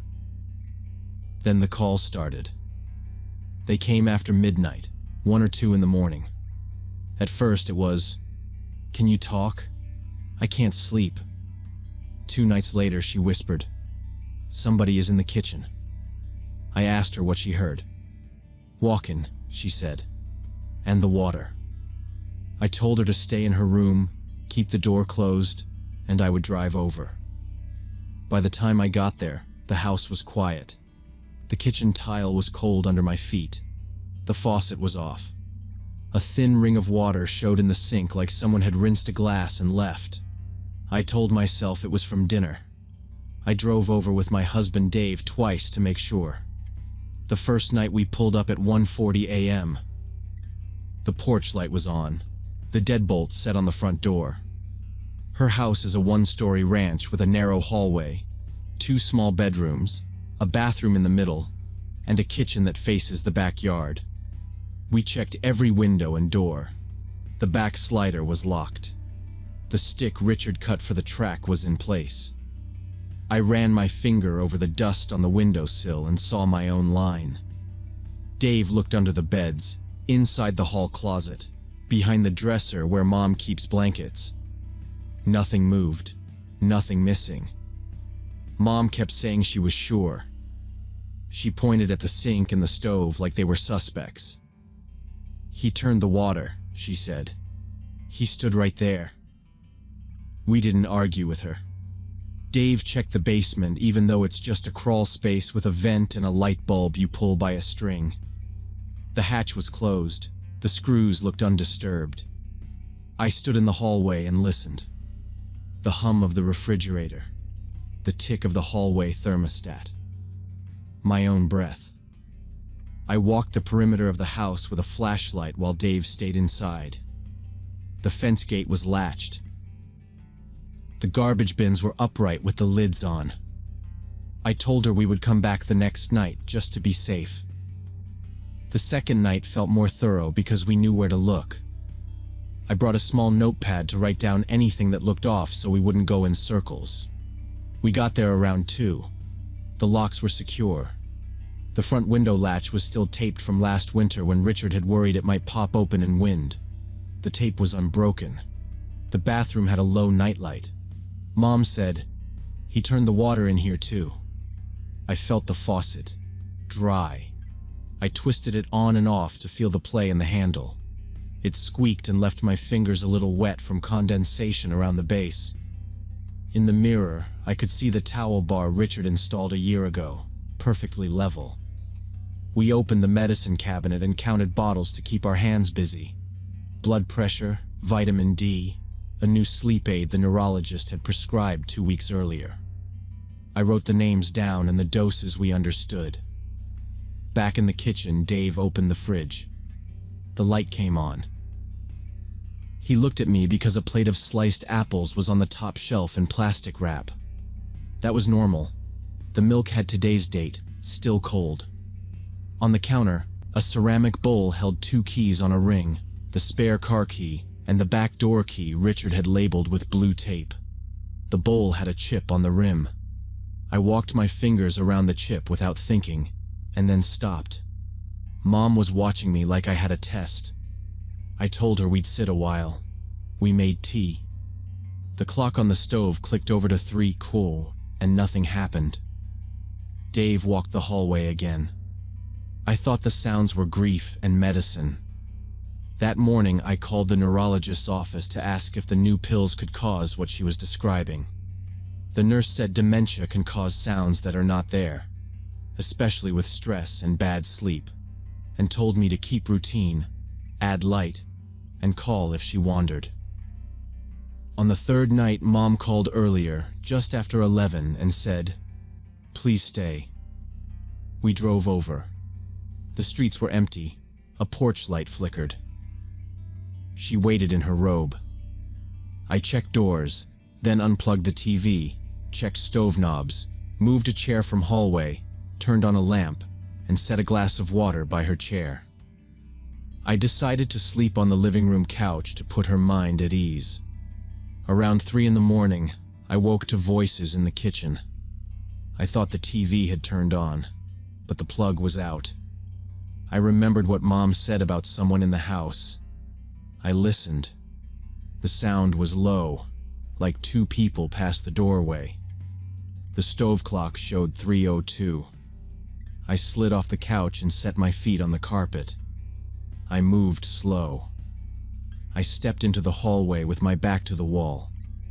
The bathroom nightlight threw a weak square on the floor. The house looked the same. At the kitchen entrance, I stopped. The overhead light was on.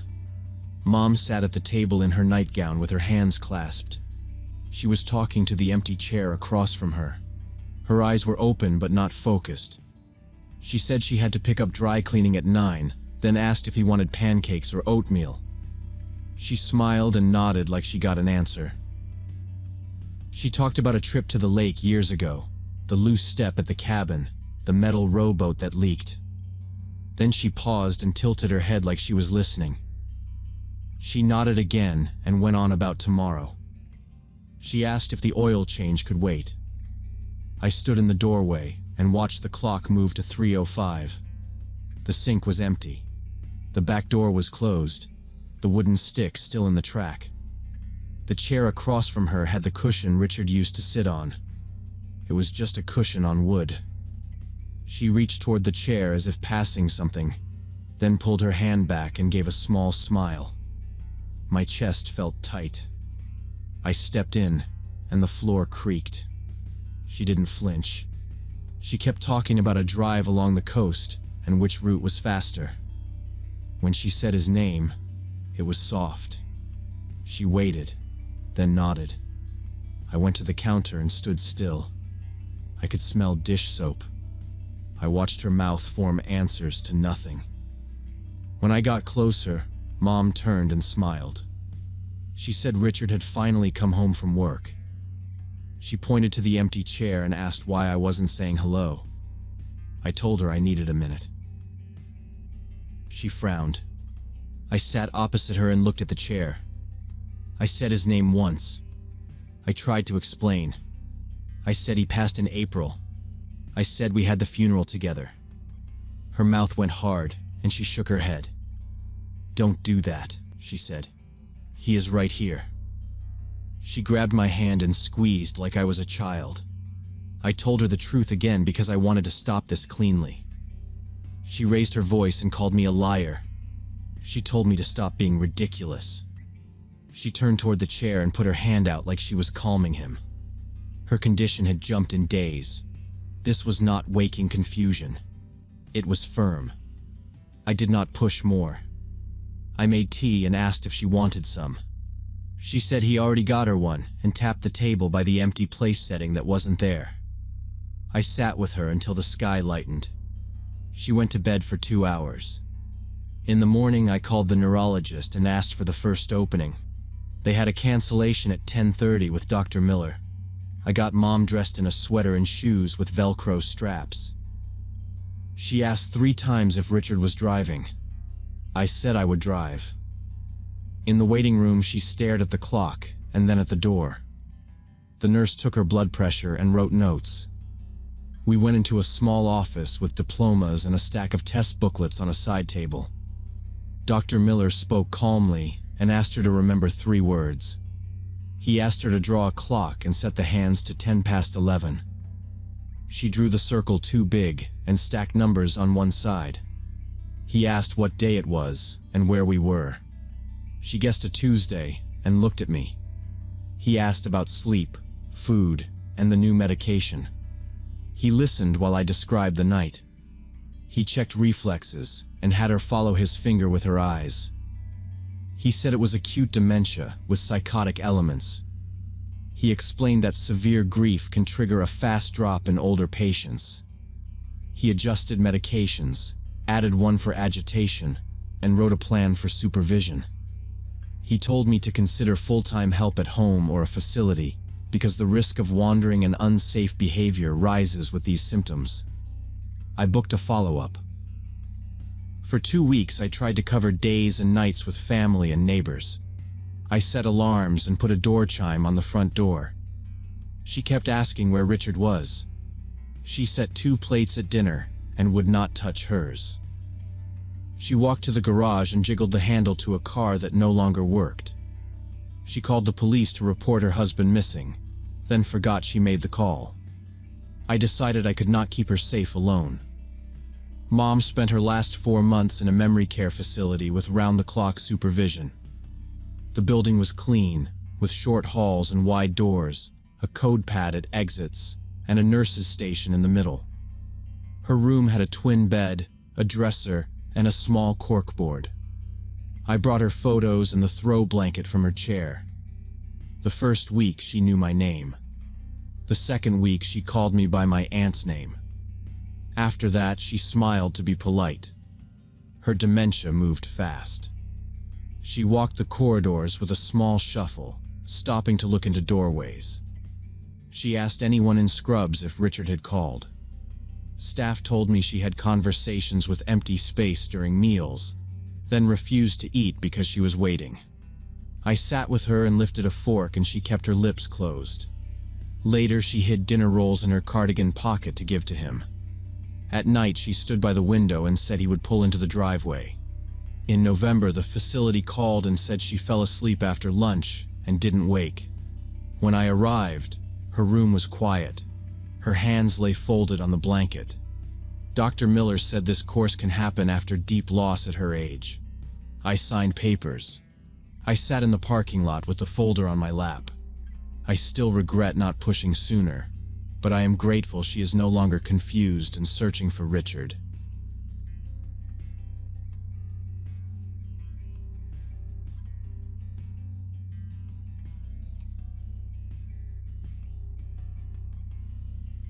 I was working night shifts at the Burger King off Interstate 40 for about 2 years when this happened.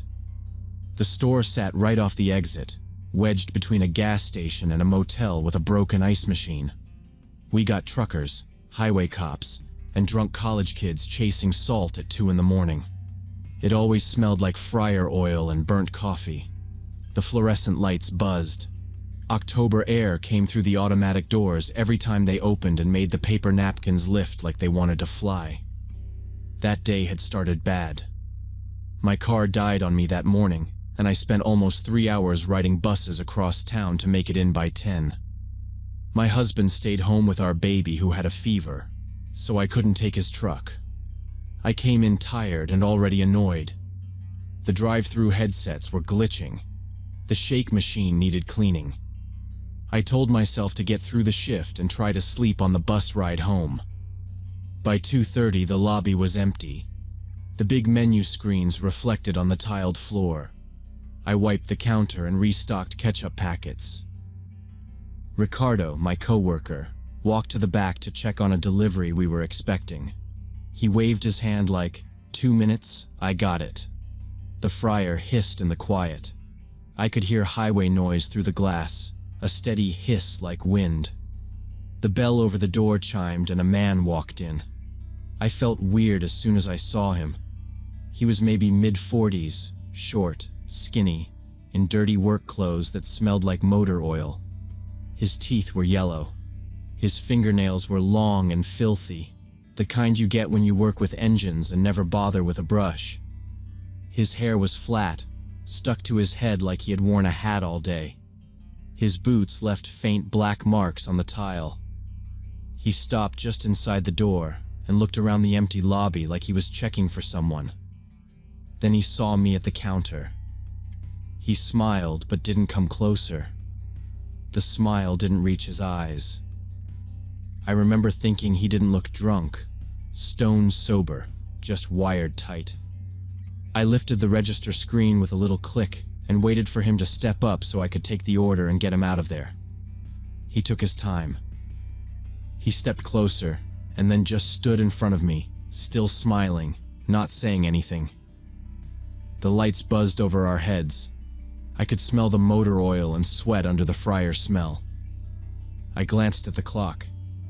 2:32. I kept my hands flat on the counter because it felt better to have something solid under them. I said, "Hi, what can I get you?" He kept smiling. It went on long enough that I heard the ice machine dump a load in the bin back by drive-thru. He didn't blink.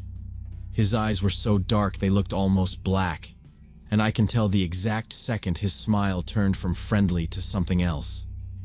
My skin tightened across my shoulders. I wasn't scared yet, just alert. I said, a little louder, "What can I get for you tonight?" He finally talked. His voice was scratchy like he'd been yelling all day. "Well, look at this pretty little thing," he said. "I was thinking about fries. but maybe I'll order something else instead. I kept my face even. I've had drunk guys hit on me on these shifts. It's boring more than scary. But this man wasn't slurring. He was focused, staring like he was reading small print on my face. I could see dark lines of grease in the grooves of his knuckles. I said, "Menu's right there. Do you want a combo?" My voice sounded normal to me. I kept it that way on purpose.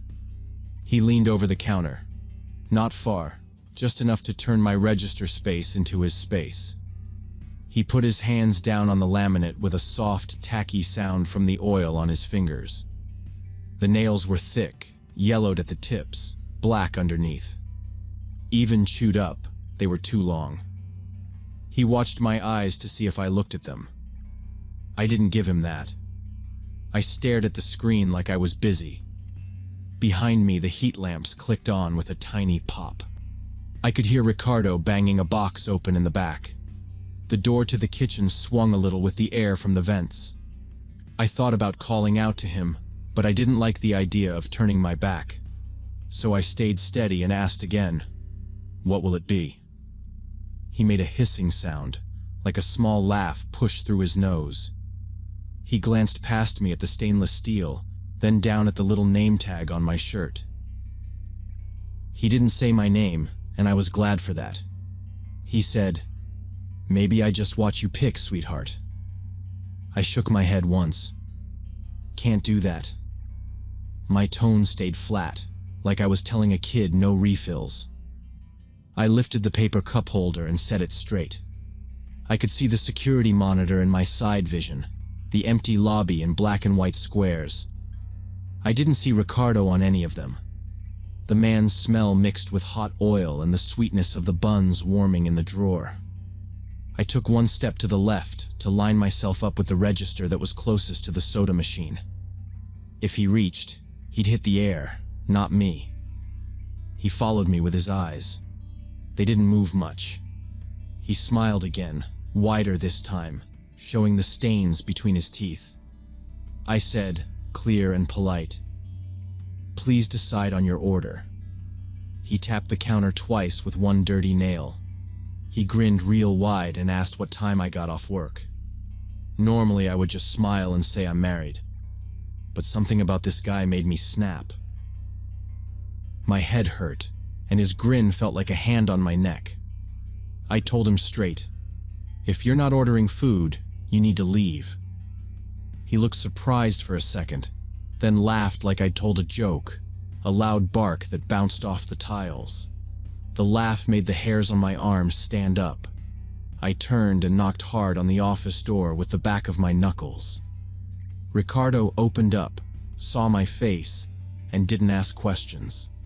He stepped out, wiped his hands on a towel, and told me to take 5. "Go take a break. I'll handle it," he said. I grabbed my jacket from the hook by the soda bibs and pushed through the side door to the lot. I sat in my brother's Honda Civic I'd borrowed, cold seat against my legs, and locked the doors. Through the windshield, I could see Ricardo at the counter with the man. Ricardo kept his hands open, calm, pointing toward the exit. The creep didn't look at the food boards. He kept turning his head, scanning the lobby like he lost something. I kept my head down, but watched through the gap under the sun visor. The fryers hissed behind the glass, a steady sound. 10 minutes dragged. Finally, the guy took a bag from Ricardo and turned without a word. He didn't hurry. He walked along the front windows, past the handicap spot, and went to the far end of the parking lot where the streetlight buzzed and bugs spun in the light. I waited 5 more minutes because I didn't want to cross paths with him if he doubled back. I counted to 65 times, breathing slow, hands on the steering wheel like I could drive away if I needed. When I went back in, the warm air hit my face. Ricardo looked shaken, his mouth tight, eyes on the door like he expected it to open again. He told me the man kept asking where the girl went. Wouldn't say my name. He leaned over the counter like before and got angry when Ricardo told him I'd gone home for the night. Ricardo said he didn't want it to turn into a scene, not with the cameras, not with the delivery guys in the back, so he slid the man a free fries and told him to take it and go. He wouldn't move at first, Ricardo said. Then he took the bag and started walking out. But he turned around. Ricardo swallowed and rubbed his palm against his jeans. He said, he paused like it tasted bad. He said, "Tell Lisa that Charlie said goodbye and he'll see her real soon." I felt the air go thin. I hadn't worn a name tag in months after losing the old one. We don't print new ones unless a manager is in. There was no name posted at my station. There was nothing on my jacket. I checked anyway. Nothing. I kept my voice steady. "You sure he said Lisa?" Ricardo nodded once, hard. He looked right at me when he said it. We stood there with the hum of the lights and the drip from the soda nozzles. I walked to the lobby and looked out the window at the far end of the lot. The man was gone. Only the dark guardrail and the highway beyond it, cars whispering by. For the rest of my shift, I kept one eye on the door and the other on the clock. Every time the bell chimed, my hands tightened. A trucker came in for coffee. A trooper used the bathroom and didn't order. A couple in pajamas got hash browns and didn't talk. Nothing strange. Still, I couldn't stop scanning the glass, the reflections on the tile, the black and white squares of the security feed. The lobby camera showed the empty booths. The drive-through camera showed a patch of asphalt and falling snow that melted as soon as it touched the warm concrete under the window.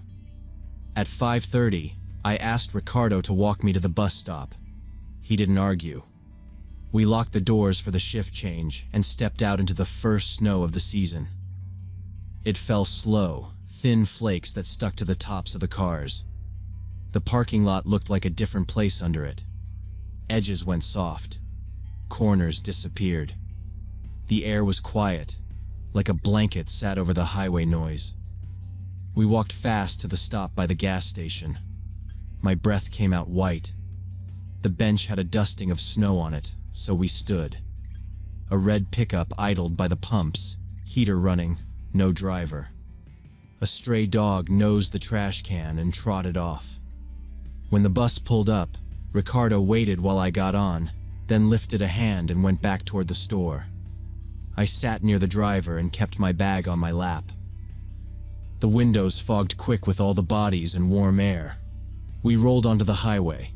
The snow thickened and turned the headlights into cones. Halfway home, the bus made a grinding noise and shuddered. The driver pulled over onto the shoulder and said we'd have to wait for another bus.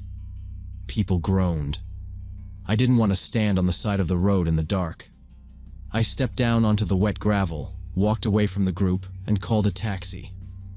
My fingers felt stiff on the screen. A car showed up 10 minutes later, an older sedan with a missing hubcap. The driver said his name was Frank. He had gray stubble and a coffee in the cup holder. The heater blasted our faces and smelled like dust. We pulled back into traffic, slow because of the snow. Frank was chatty, but not in a bad way. He asked where I was coming from at this hour. I said Burger King off the 40. He glanced at me in the mirror when I said it, and let out a little breath. "Picked up a weird one from over there earlier," he said. "Guy wanted me to drive all the side streets." Mumbling to himself. I kept my eyes on the wipers working the glass. "What was he saying?" I asked. Frank tapped the wheel. Kept repeating, "meeting up with Lisa," like a reminder. Asked me if I'd seen a Honda Civic around there. A small one. He had me circle a couple of blocks near that motel. Then he told me to pull over at a bus stop, paid in cash, and just stood there in the snow after I left. Didn't make sense. The heater hummed. The city slid by, white at the edges.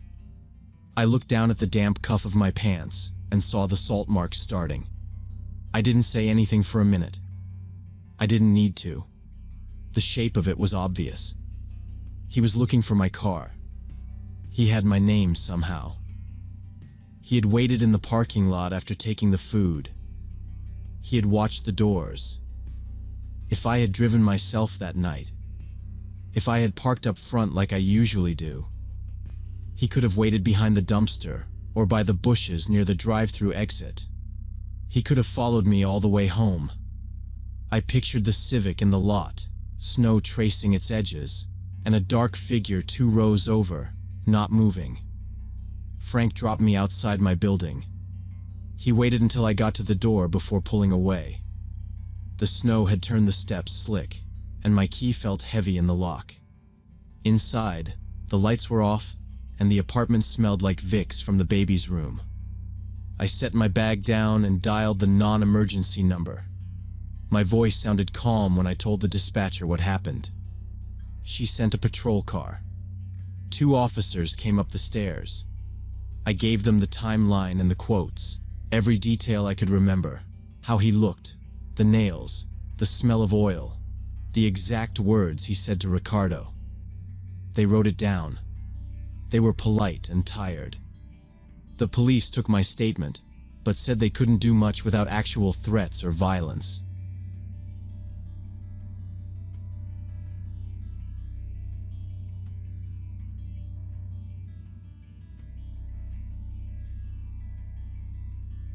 This was December 2019 when I was a sophomore at the University of Oregon. My psychology professor, Dr. Harris, asked me to house sit while he went to a conference in Seattle. His place was about 20 miles from campus, a big property with gardens, a pond, and an old barn. The house was from the 70s, low and square, with long windows. It sat in a pocket of pines and maples that blocked the road and most of the noise. I invited my girlfriend Sarah so we could get out of the dorms. We drove out on Thursday afternoon on a gravel road that rattled my Civic. The gate clicked behind us, and the place felt still. Inside, we let Felix, his cat, sniff our shoes and lead us around like a tour guide. I fed him from a little plastic tub on the counter, and he rubbed my leg like he approved. The house smelled like heater dust at first. The kitchen had heavy old pans and avocado cabinets. The living room had a sagging leather couch and a brick fireplace. We cooked pasta, ate on the coffee table, and streamed a movie on my laptop because the stack of VHS tapes was useless. Wind moved the pines outside, slow and steady. Felix made biscuits on a blanket and went to sleep with his paws tucked under. Nothing weird happened, but small things made me look twice. The deadbolt on the back slider stuck like it hadn't been used in a while. The mudroom smelled faintly like cigarettes, even though Dr. Harris didn't smoke. A split log on top of the wood pile looked newly cut with sap still wet. It was nothing I could prove meant anything. I figured a gardener came by sometimes and left things how he liked. Friday morning we walked the property. The gardens were bare and frosted over. The pond had ice like thin glass around the edges. The barn sat back by the tree line with peeling red paint and clouded windows. Its padlock was rusty but solid when I tugged the door. Sarah said it looked like a movie. Felix followed us halfway and then sat down and stared, tail tucked around his feet like a ring. The quiet out there had its own weight. You could hear a woodpecker far off and the creak of branches. By the fence we found a crushed energy drink can half buried in leaves. It could have blown in. The county road wasn't that far. I kicked it toward the driveway to throw away later. We cut back along the pond. Air moving over the ice made a faint hiss and then stopped. Friday night we made tacos, and the house popped as it warmed. Felix sat at the back slider, watching the yard for a long time. His ears twitched at sounds we couldn't hear. I took a bag of trash to the bin by the garage and pulled a bungee over the lid so raccoons wouldn't get in. A branch snapped somewhere left of the barn, not close, and then it was quiet again. I told myself it was deer. We locked up at 10. I walked the house, checking windows and doors. The motion light over the back porch buzzed and flickered like the bulb was dying. My phone barely had 1 bar of service. The guest room had 1 wall of glass that faced the trees. We lay there under a heavy quilt and listened to the heater hum. I woke once to a single drip in the sink and went back to sleep. Saturday stayed gray and colder. We made pancakes and coffee and let Felix chase a string around the kitchen. Around noon, I shoveled cold ashes from the fireplace into a metal bucket and set it by the porch to cool. The woods looked flat and dark, even with no snow. I checked email in case Dr. Harris had notes about the house or the cat. Nothing from him. The day slid by without much happening. Afternoon light died fast. The motion light refused to turn on when I opened the slider to toss apple cores into the compost by the shed. I tried the switch a few times and got a sick buzz and nothing else. It wasn't a crisis. There was another porch light by the kitchen door, and we had 2 flashlights in a drawer with the batteries. I closed the slider, set the lock, and went back to the couch. Toward evening, Felix changed. 1 minute he was loafed on the rug. The next, he jumped up like a shot and started pacing. He meowed short and loud at first, then long, broken sounds that filled the room. He planted his paws on the slider and scratched at the wood next to the glass. The noise was dull and harsh. He kept going even when I said his name. He didn't look at us at all. He started that drawn-out wail that makes your spine tighten. He stood up on his back legs and dragged his claws down, then did it again.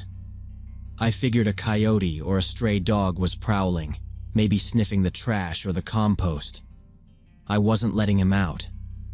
I picked him up.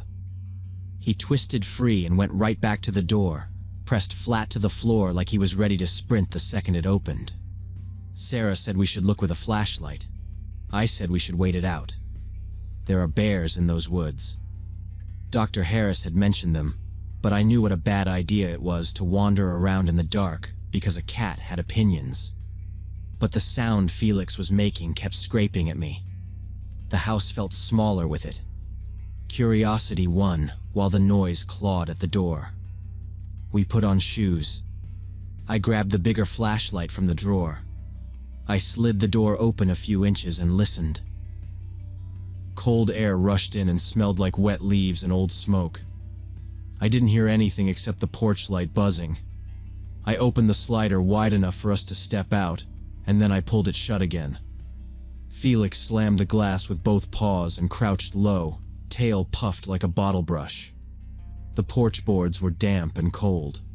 Our breath showed in front of us. We stayed under the eave.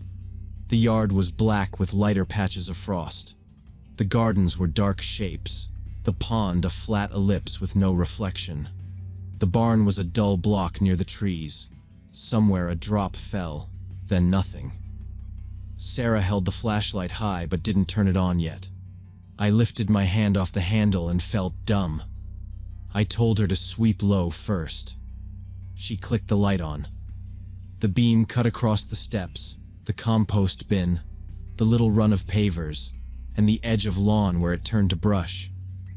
The beam made the frost glow. It was quiet in a way that felt heavy and old. I waited for a sound and heard only the light buzz in our breathing. Felix stayed fixed to the glass like a drawn bow. We stepped onto the back porch. Sarah aimed the flashlight toward the edge and caught sight of something gray that quickly disappeared behind the trees. We shut the slider and locked it. The cold came off our clothes like fog as we stepped back into the living room. Felix went quiet almost right away. He circled once on the couch, kneaded the blanket, and curled tight with his nose tucked under his tail. I told Sarah it had to be a coyote or a raccoon cutting through the trees. We left the flashlight on the coffee table and put the chain on the front door just because. The TV played one of those old house-flipping shows with the volume down.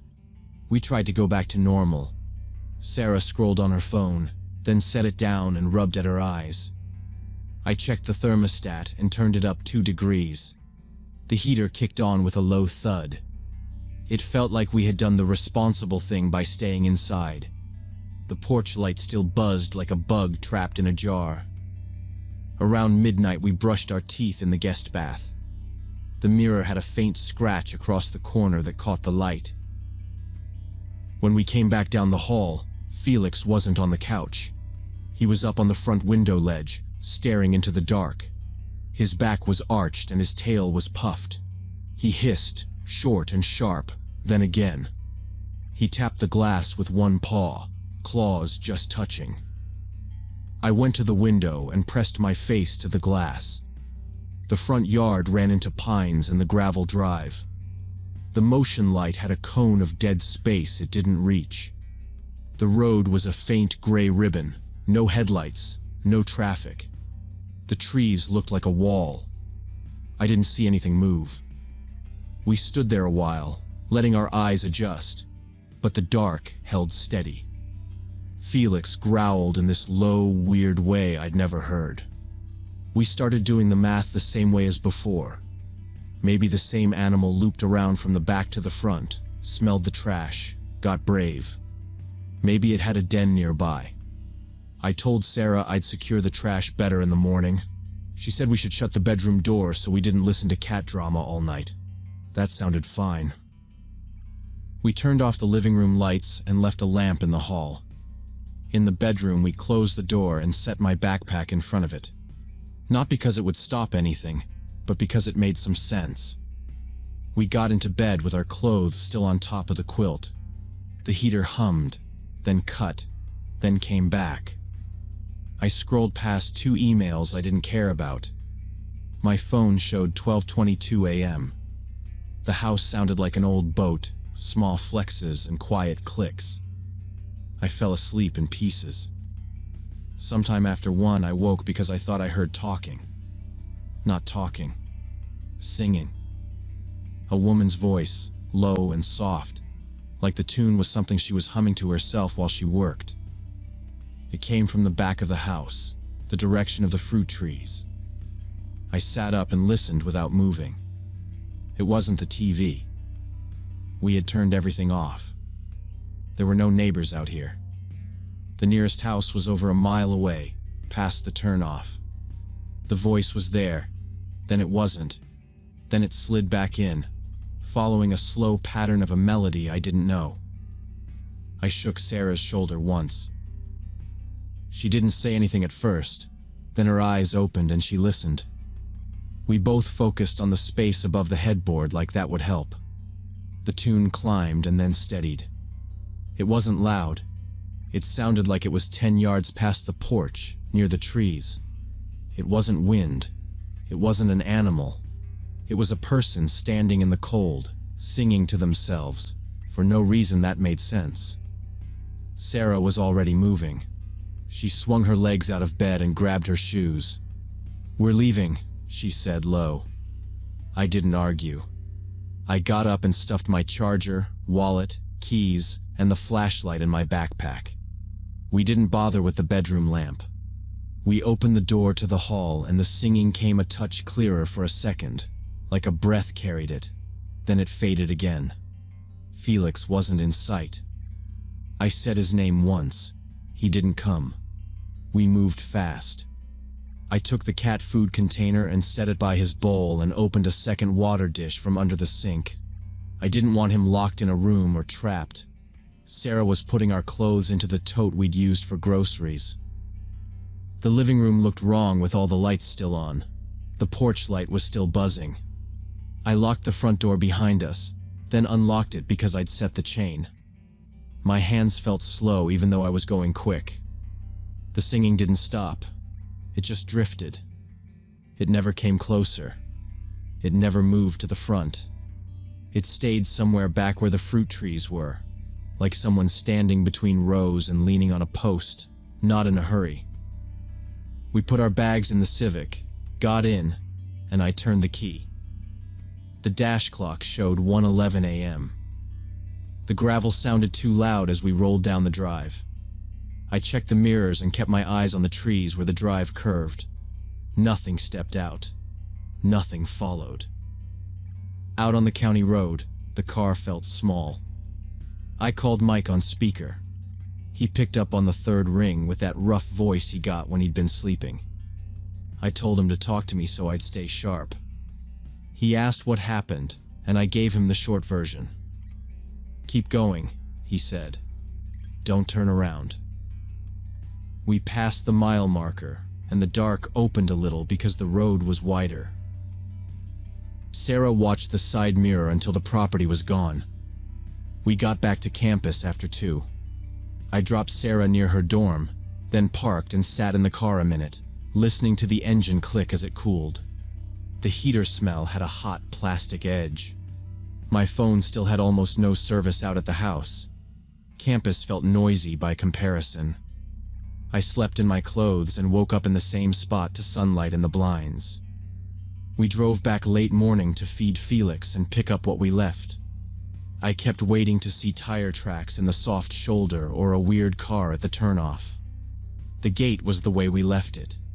The porch light was still on in daytime. The lock turned smooth. Inside, the air felt normal. No damage, no mess. Felix walked out of the kitchen like nothing had happened and rubbed against my shin until I put food in his bowl. We checked the back first. The fruit trees stood with frost on the bark like a film. The grass was stiff. I looked for footprints or cigarette butts or anything that could make sense of last night. There was nothing but our own tracks from before. The compost bin lid was on. The barn sat the same with its peeling red paint and that padlock that didn't look touched. The pond edge had thawed a little, leaving a wet ring of mud with no prints but birds. It was possible the sound carried from farther off. People got lost on trails. Teens camped where they shouldn't. Dr. Harris had said the woods drew students on weekends. Maybe someone had a portable speaker and wandered near the property line for a while. Maybe the wind pushed music so it sounded close, then far. I couldn't make it line up with the quiet we were standing in, but I didn't have anything else. We walked the front too. The gravel held tire marks from our car and some older ones, faded. No new trash, no broken branches, no sign of a person stepping off into the trees. The motion light still refused to fire. I made a note to tell Dr. Harris about it so he could swap the bulb. Inside, I collected my charger and a shirt I'd left on a chair.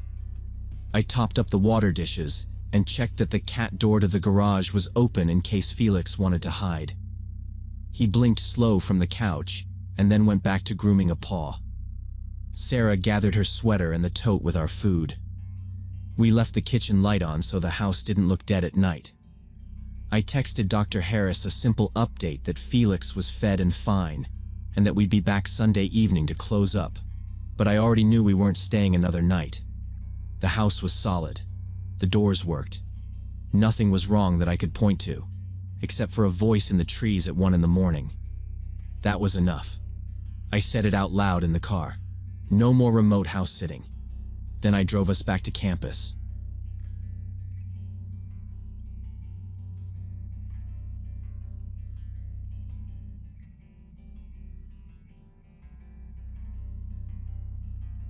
I was 22, a junior at CU Boulder, and I delivered newspapers in the mountain areas outside town.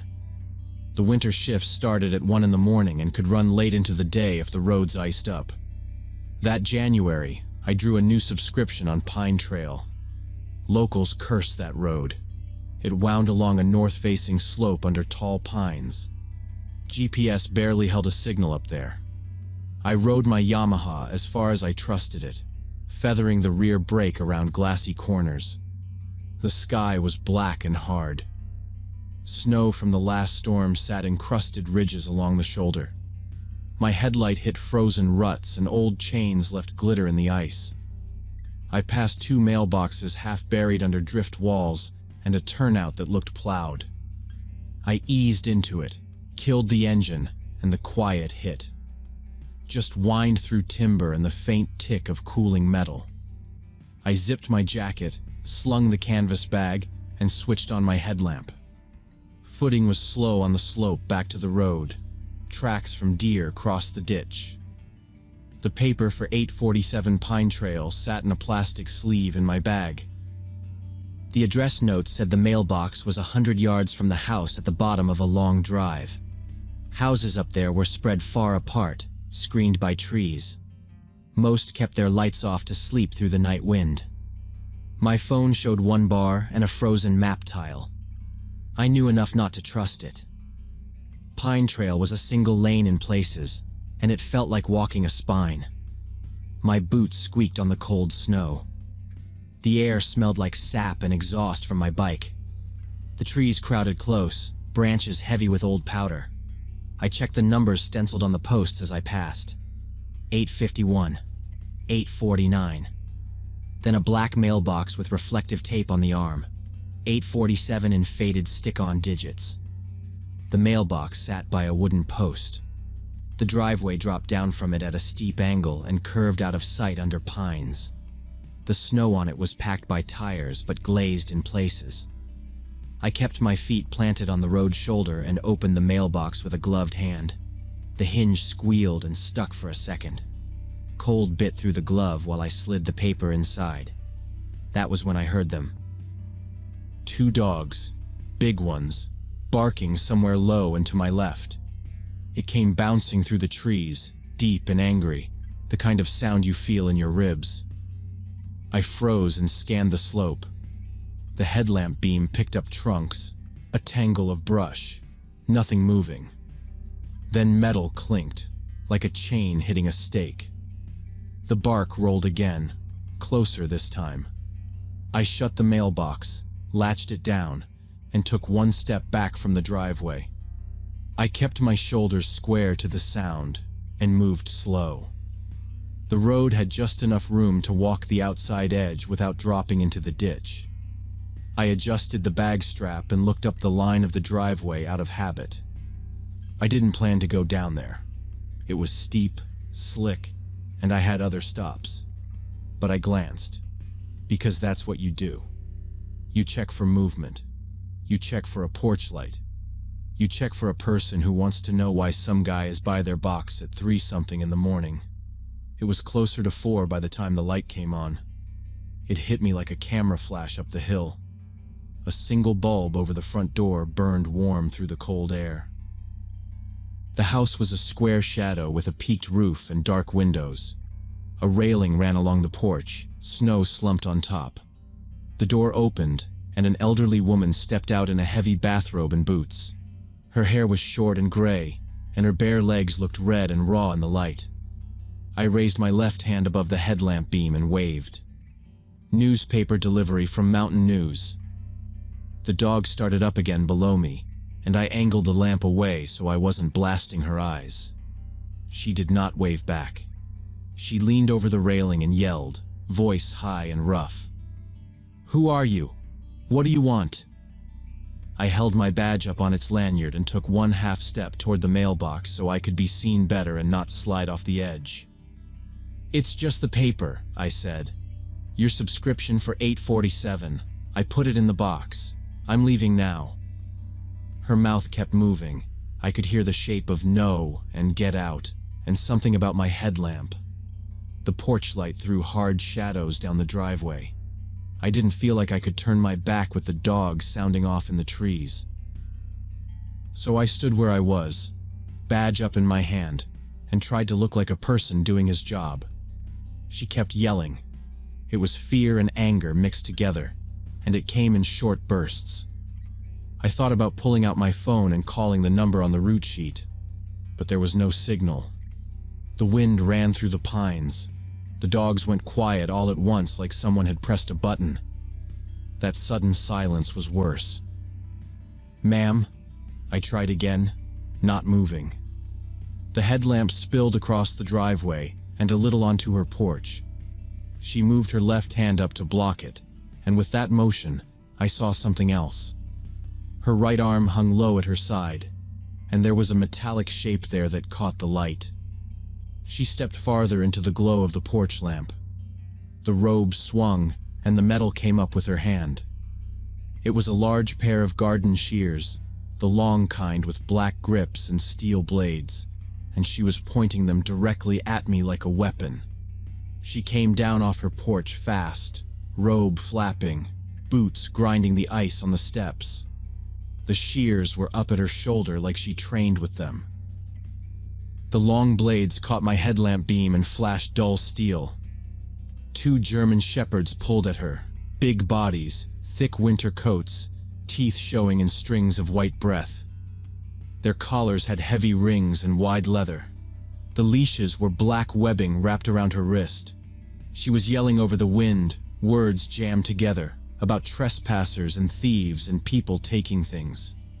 The noise bounced off the trees and felt closer than it was. I raised my empty hands and kept my feet planted. "I'll just leave the paper here and go. No problem at all." My voice sounded small on the slope. The dogs lowered their heads and leaned into their harnesses.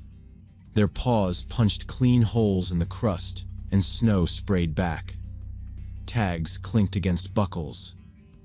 The woman didn't slow. She waved the shears once, wide, like a warning. I tried to make space without turning my back.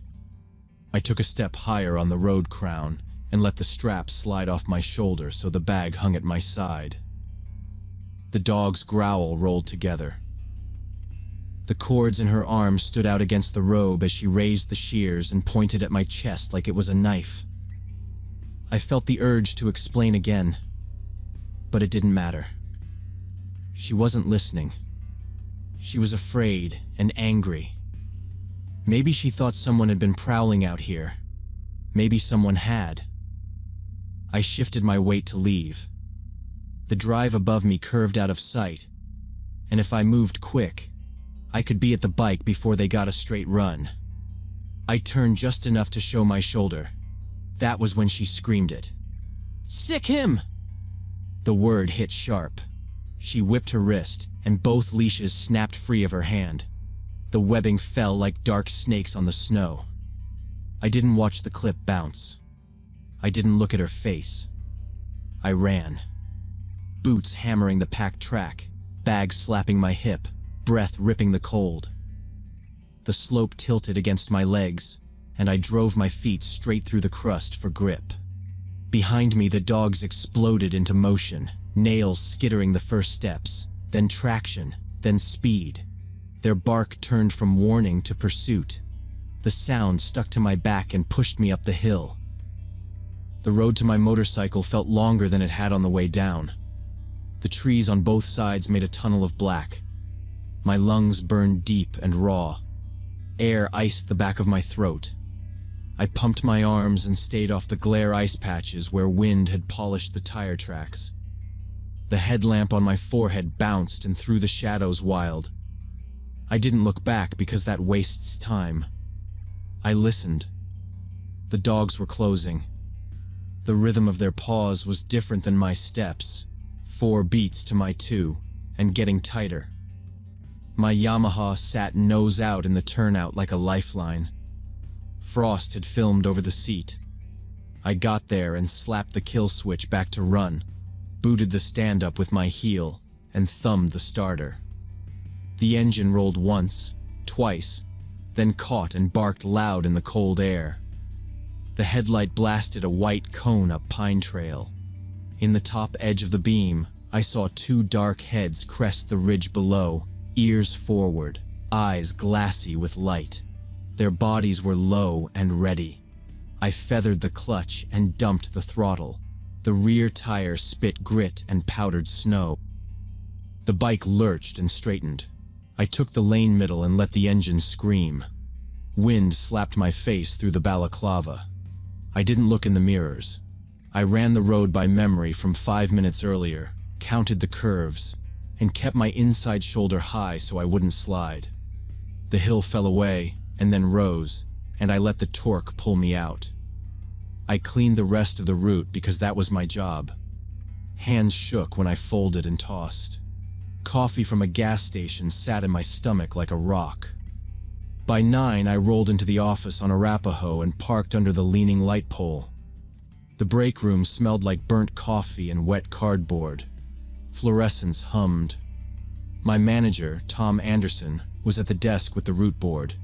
He was in his 50s, thick jacket, clipboard stamped with the company logo.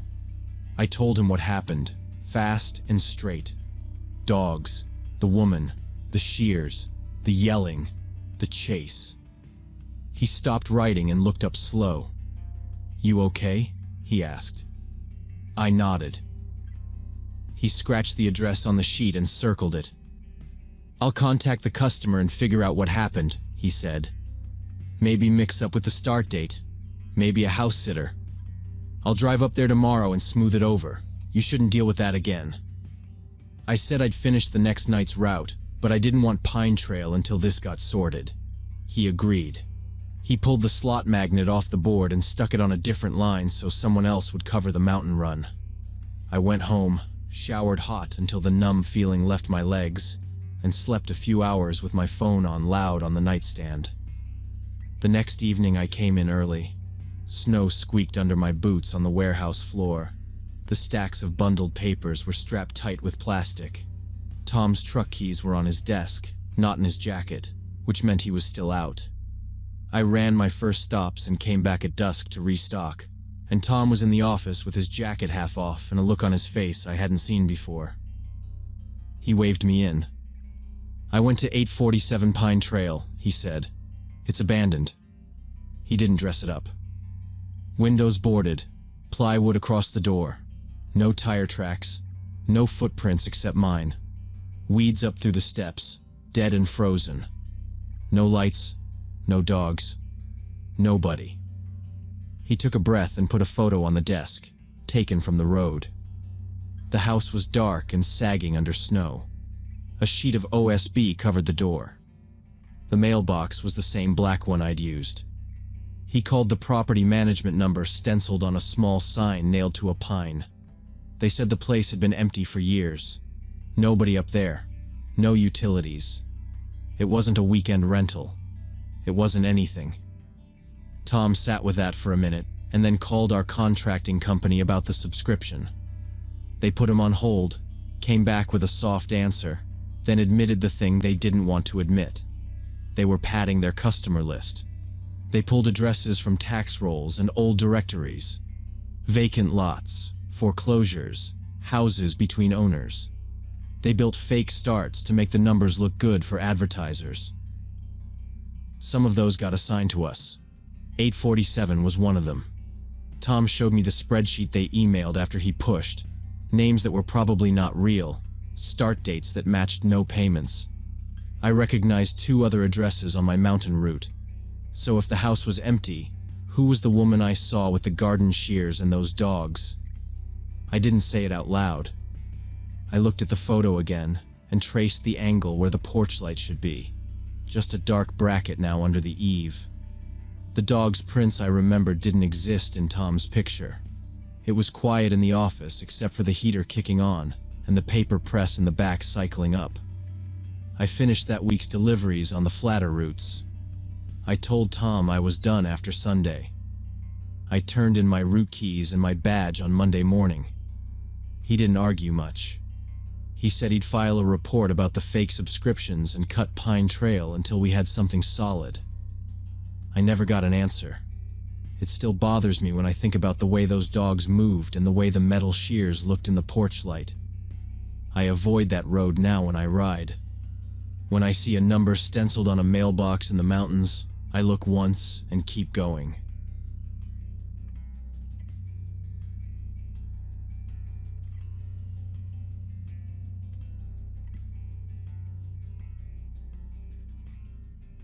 Last summer, I moved to Tucson to study engineering at the University of Arizona. I rented a 1-bedroom at Sunrise Hills on the 2nd floor. The place sat a few blocks from campus. The rent was $850 a month, which I could handle with savings and a part-time lab job. The buildings were stucco with red tile roofs. It felt safe. From my balcony, I could see the parking lot and the main entrance. My neighbor Carlos was in computer science. We met the first week.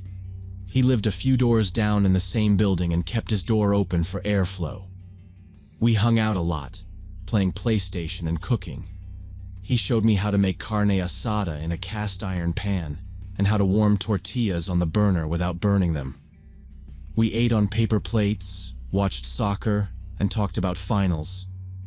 He helped me mount a shelf, and I helped him carry a desk up the stairs. For 6 months, everything was simple. I biked to class, did laundry on Sundays, and studied at night. The neighbors were quiet. A couple with a toddler lived downstairs. A retired guy walked a tiny dog every morning. Maintenance picked up work orders fast. The only noise came from Speedway Avenue, a soft rush that faded into the background after a week. I paid rent online on the 1st and never thought twice about locks or doors. I got used to my routine and the light in my kitchen at sunset. January changed the rhythm. The first weird thing was small.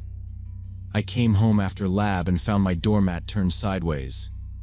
Maybe the wind or a delivery guy, I thought, and I straightened it.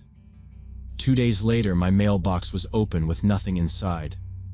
I knew I had a utility bill coming. The next morning, the bill was stuck under my door like someone had found it. No note. Just the folded envelope, a wet corner from the sprinklers. The second week, I noticed faint scratches around the keyhole on my front door. Thin crescent lines in the paint like someone missed with a key. I checked my keys and tried to match them. The marks didn't match me. I told myself the previous tenant probably did it. I still bought a cheap door bar at Walmart and wedged it at night. I also started double-checking the sliding door lock on the balcony, pressing it twice with my thumb until it clicked. Other small things stacked up. Cigarette butts showed on the landing outside my unit, even though I was the only one who smoked there. They were a different brand than mine. Twice in 1 week, someone buzzed the gate and hung up when I answered. Not a big deal, but it pulled at me. I mentioned it to Carlos and he said to keep my door locked. He offered me an extra chain from his old apartment. I installed it the same night. The parking lot started to feel different at night. One evening after groceries, I walked up the stairs and felt eyes on me from somewhere near the entrance. No one was there when I looked, just the busted light over the mailboxes and a soda can rolling in the wind. I carried on, told myself to stop being dramatic, and turned on every light inside as soon as I was in. I kept my shoes by the door and my backpack on a chair so I could leave fast if I needed to. That was new for me. On Tuesday, January 15th, I spent the evening at Carlos's place. We played FIFA and drank his homemade beer from mason jars. It was strong and tasted a little sour, but it hit fast. We laughed too loud for the hour. Around 2 in the morning, I said I had an early lab and needed sleep. Carlos walked me to the hallway, fist bumped me, and told me to text when I got in. The building was quiet. The carpet in the corridor muffled our steps. I could hear the hum of the vending machine by the stairs. I went into my apartment and tossed my keys on the counter. The room smelled like my cooking from earlier, onions and oil. I cracked the sliding door and stepped onto the balcony for a cigarette. The metal rail was cold through my t-shirt. The balcony overlooked the parking lot and the main entrance to the complex. From up there, I could see the speed limit sign on Speedway Avenue and the dark shape of the bus stop shelter. The sky was clear, stars faded by city light. A coyote barked somewhere far off. It was otherwise silent. It was completely deserted outside. No one walked between the buildings. The pool gate was chained. The street lamps threw weak circles on the asphalt. Every few minutes a car cut down Speedway, headlights sliding across the stucco, then gone. I smoked slow and tried to listen past the ringing in my ears from the games and the beer. I looked over my shoulder once at the sliding door to make sure I hadn't locked myself out.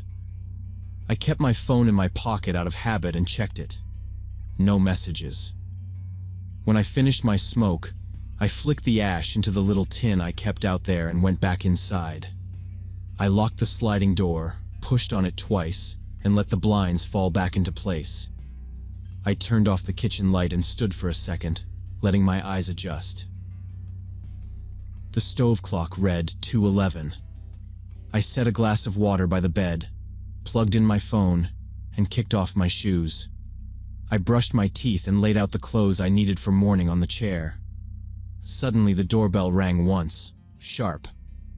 I froze. Who would come now without texting or calling? My first thought was Carlos. Maybe he forgot his keys or a charger.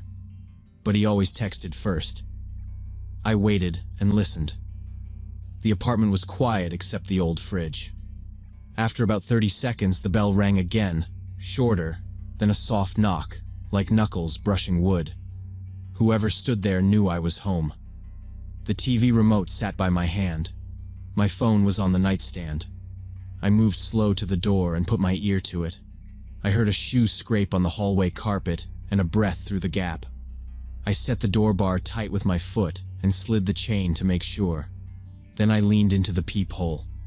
A man in a dark hoodie filled the circle. Hood up, face mostly shadow.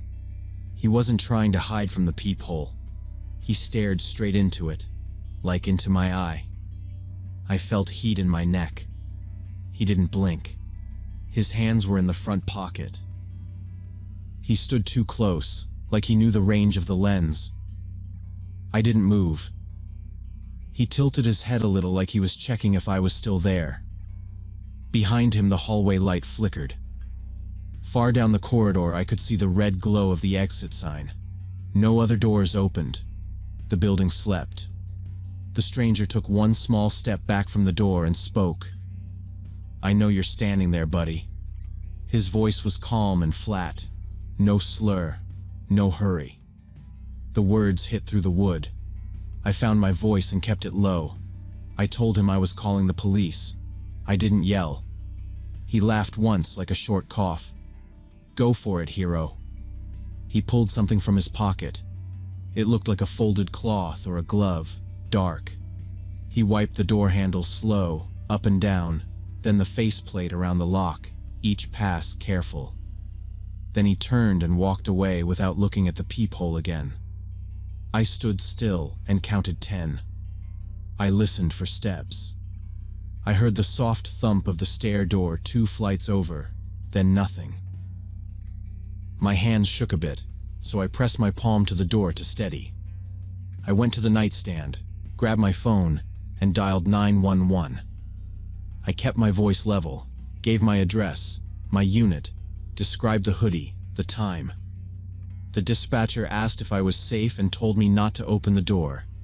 She said an officer was on the way and stayed on the line. I stood by the peephole and watched the empty hall. 3 minutes felt heavy. Then I saw blue and red splash across the far wall from the lot. A knock came, 3 quick. Police. I checked the peephole again and saw a uniform and a badge. I opened the chain and the deadbolt but kept the bar down. Officer Rodriguez showed his ID through the gap and stood back with hands visible. I lifted the bar and let him in.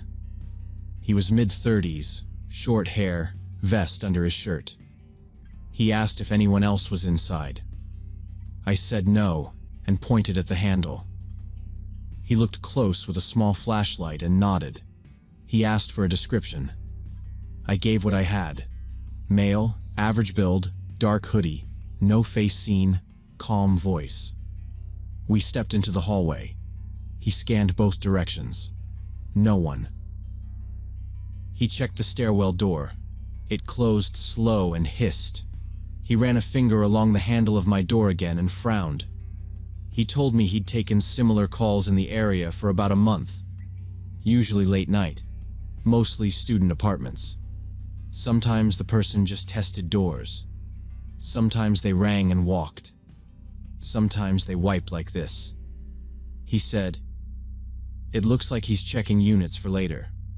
Could be burglaries. Could be worse." He asked if I had anyone to stay with tonight. Rodriguez took a report.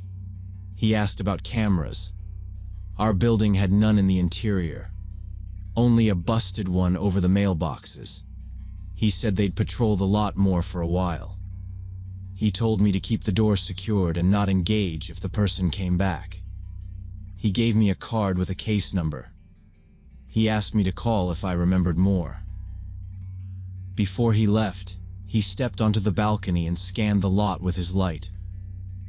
The beam swept over the cars, the gate, the trash corral. Nothing moved. Then he left, walking the hallway slow, listening, hand near his radio. I locked everything again. I put a chair under the knob, even with the bar in place. I put my shoes next to the bed. I lay down with the phone charging on my chest. Sleep didn't come. I listened to pipes and the distant road and my neighbor's fridge cycling. Around 4, I must have dozed. When sun pushed the blinds, I got up, made coffee, and messaged Carlos. He read it fast and told me to come over with my stuff. I packed a backpack and my laptop and walked the hall, checking corners. In the daylight, it looked normal again. I spent the next week sleeping on Carlos's futon. We kept the couch pulled from the wall so we could see the door. I went back to my unit during the day to shower and install more security. I added a longer strike plate, heavy screws, a second deadbolt, and the chain Carlos gave me. I bought a small alarm kit with a keypad and door sensors. I labeled every sensor with masking tape. The thing chirped loud when armed. I put a wedge alarm under the sliding door too. I moved a metal rod into the track and tested it twice. The complex manager, Mr. Johnson, sent an email to all residents the same week. He said they were increasing security and adding cameras in all the hallways and entries. He hired a third-party installer in 2 days. I saw the crew running cable and mounting domes by each stairwell. New bright bulbs went in over the mailboxes and the vending machine. Signs went up, recording in progress. He also changed the gate timer so it stayed locked at night and buzzed for shorter periods. The mail carrier started closing the mailbox bank lid harder. Small things, but they felt like steps. I filed a copy of the police report with the office. Mr. Johnson met me in the lobby and asked if I wanted to move to a unit by the stairs. I decided to stay and finish the semester. He gave me a discount on February as a gesture. Carlos and I adjusted our routine. We walked to our doors together at night. If I came back late, I called him from the lot and we moved together. If he had a late lab, I met him in the lobby. We kept doors locked even when we were home and only opened after checking. It has been 9 months now. No arrest as far as I know. I check the neighborhood app sometimes, and I haven't seen new posts about a guy in a hoodie, at least not on our block. Maybe he moved to a different part of town. Maybe he stopped. Maybe the cameras pushed him out. I still watch the peephole when the elevator dings. I still keep the alarm armed even for a quick nap. Now I always check who is at the door before I open anything. I keep my phone charged and a small flashlight by the bed. I keep a spare battery in my backpack. I tap each lock with my knuckle when I leave. The habit stuck. It's boring, but it works. If someone rings late, I let it ring. If someone wants inside, they can talk through wood and a chain. I don't care if it feels rude. This whole thing taught me not to trust strangers and to prepare, especially in student housing. I don't make speeches about it. I just lock up and move smart. Sometimes I still wonder what that guy's real intentions were.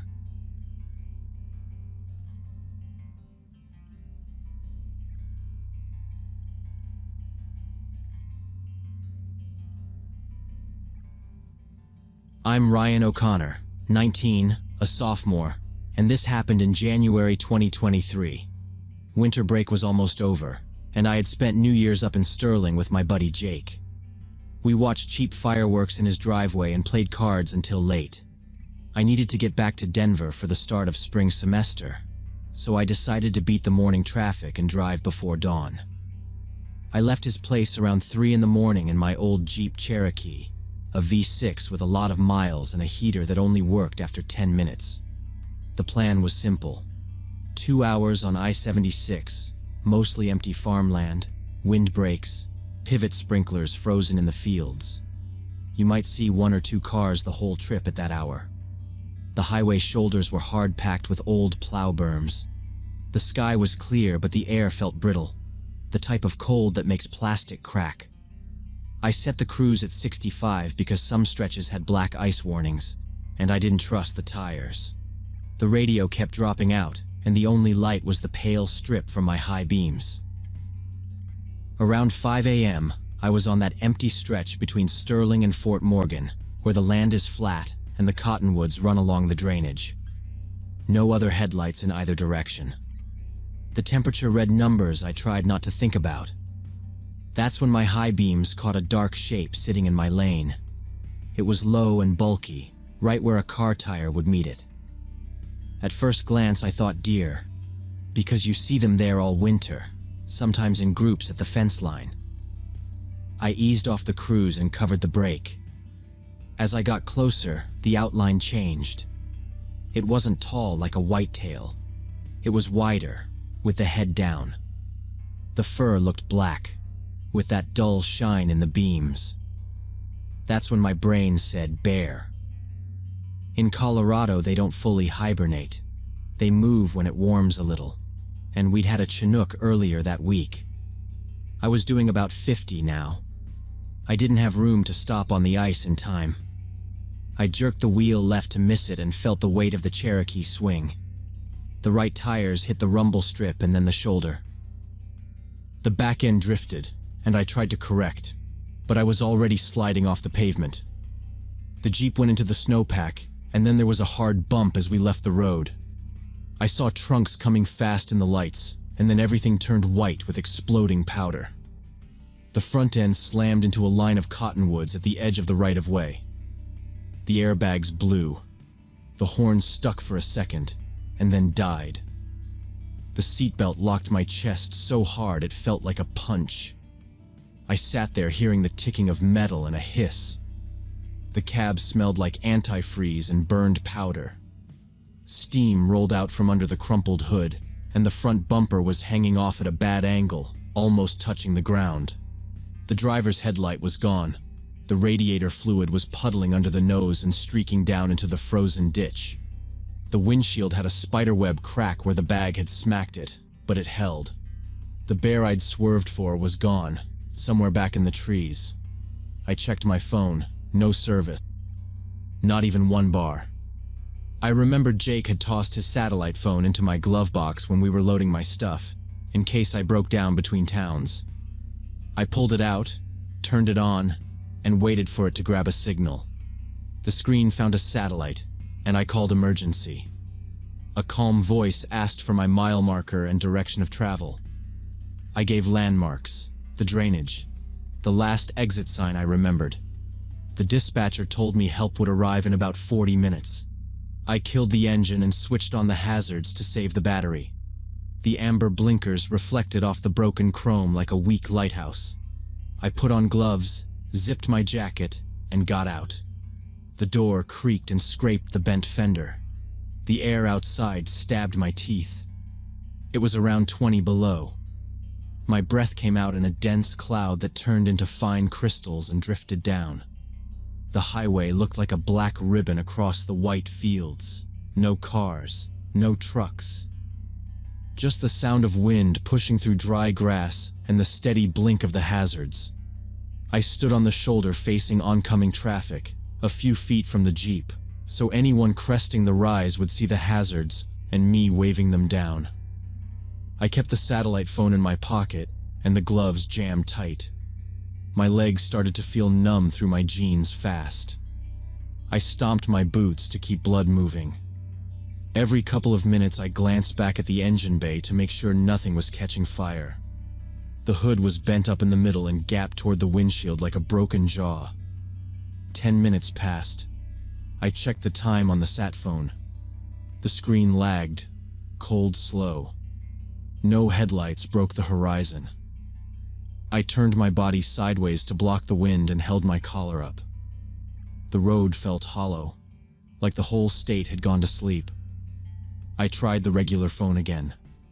Still dead. I thought about moving into the passenger side to warm up, but I didn't want to be inside if a semi came around the bend and drifted over. Time stretched thin. The fields looked endless, and the sky stayed the same hard blue-black. I kept watching the rise and flexing my hands in the gloves, trying to bring feeling back into my fingers. The hazards blinked on and off, painting the snow orange there. I heard branches snapping and crashing in the woods behind me. A massive black bear stepped out of the trees, head low. I knew I hadn't missed the animal in the road. I had hit a cub, and this was its mother. She was huge, close to 300 pounds. She tested the air, saw me by the hazards, and came on with a steady gait that ate ground fast. I ran to the back of the Cherokee. The bent hatch lifted. I scrambled into the cargo area and slammed it down. Her paws hit the bumper as the latch caught. The whole Jeep jumped on the crushed front. I slid my boots to the hatch and braced, shoulders into the folded seat, one hand on the inside release in case the latch shifted. I flattened in the cargo space and shut off the dome light. Cold came up through the carpet. Outside, she snorted, then claws ticked on metal. Antifreeze steamed from the grill and mixed with the smell of wet fur leaking through torn seals. I kept my breathing short and listened to how she moved. She tested the rear glass with a claw, a dry, skittering sound. Then she slammed her weight into the hatch. The latch held, but the floor jumped and the windows buzzed. I wedged my back into the wheel well and pressed my boots into the metal. I didn't shout or bang. Drawing her attention felt wrong. I watched the latch and tried to stay small. For 30 minutes she worked the car. She clawed at seams, bit tires, and threw her weight into doors and panels. Each hit came up through the floor. The front end creaked against the cottonwoods. Something under the hood hissed and popped. Metal screeched. Glass crackled. Her roar was thick and low, more pressure than sound. The rear window spiderwebbed. Fine lines spread from the corner she worked. Her head filled the glass, muzzle wet, eyes dark, teeth bared. Breath smeared the surface. She raked a corner until it collapsed. Cold air pushed in with the stink of fur and mud. The plastic trim flexed and snapped. She moved down the passenger side and tried the handles, then shook the shell. The mirror snapped off and slid. I felt the right rear tire go soft. The front right had blown in the crash, so the Jeep settled uneven and dropped the hatch closer to her reach. She hooked a claw under the window seal and peeled it back. Short cracks ran across the glass. I counted hits and breathed in the pauses. The hazard still blinked, dimmer now. Snow shook from branches and pattered on the roof. My gloves were damp and my legs burned from holding tension. I kept boots planted, hand on the latch, phone dark to save battery. I checked for lights through the broken side glass and saw none. She came back to the hatch and hammered. The high brake lights shattered and red chips rained into the cargo space. I brushed them from my wrist so they wouldn't cut when I pulled the handle. The left hinge gave a long creak. I thought of the cub in the brush and what she thought I was. I held the release and kept my knees locked. Time stretched flat. The rear glass bowed and let a wedge of air into the cargo area. A paw punched through a gap and swept blind. Claws snicked across plastic inches from my boots, leaving white grooves. She withdrew and slammed the hatch harder. The latch under my hand ticked and shifted a hair. I tightened my legs and stayed set. Flashing lights finally topped the rise. I didn't move. Red and blue washed the interior and turned shattered glass into glitter. Sirens rose from far to near. She froze, then turned her head toward the road. Another siren joined. Headlights lit the shoulder, the ditch, and the trees with torn bark. She dropped from the hatch and ran. Snow sprayed under her feet. Branches cracked and she vanished. Engines idled. Doors slammed. A loudspeaker told me to stay in place. I stayed on the cargo floor with my hand on the handle and my boots still braced. A Forest Service truck pulled in behind. Another unit stopped in front, lights bouncing across the trunks and my buckled hood. They kept me inside another 30 minutes in case she circled back. A wildlife specialist in a green jacket stood by the rear quarter with a shotgun loaded with beanbags and talked low through the broken glass. He didn't look away from the timber. When they were sure she was gone, an officer told me to crawl forward slow. I nodded and waited. I slid over the seats, opened when they tapped, and climbed out the passenger side. My legs shook on the ice. They walked me to the shoulder and put a blanket around me.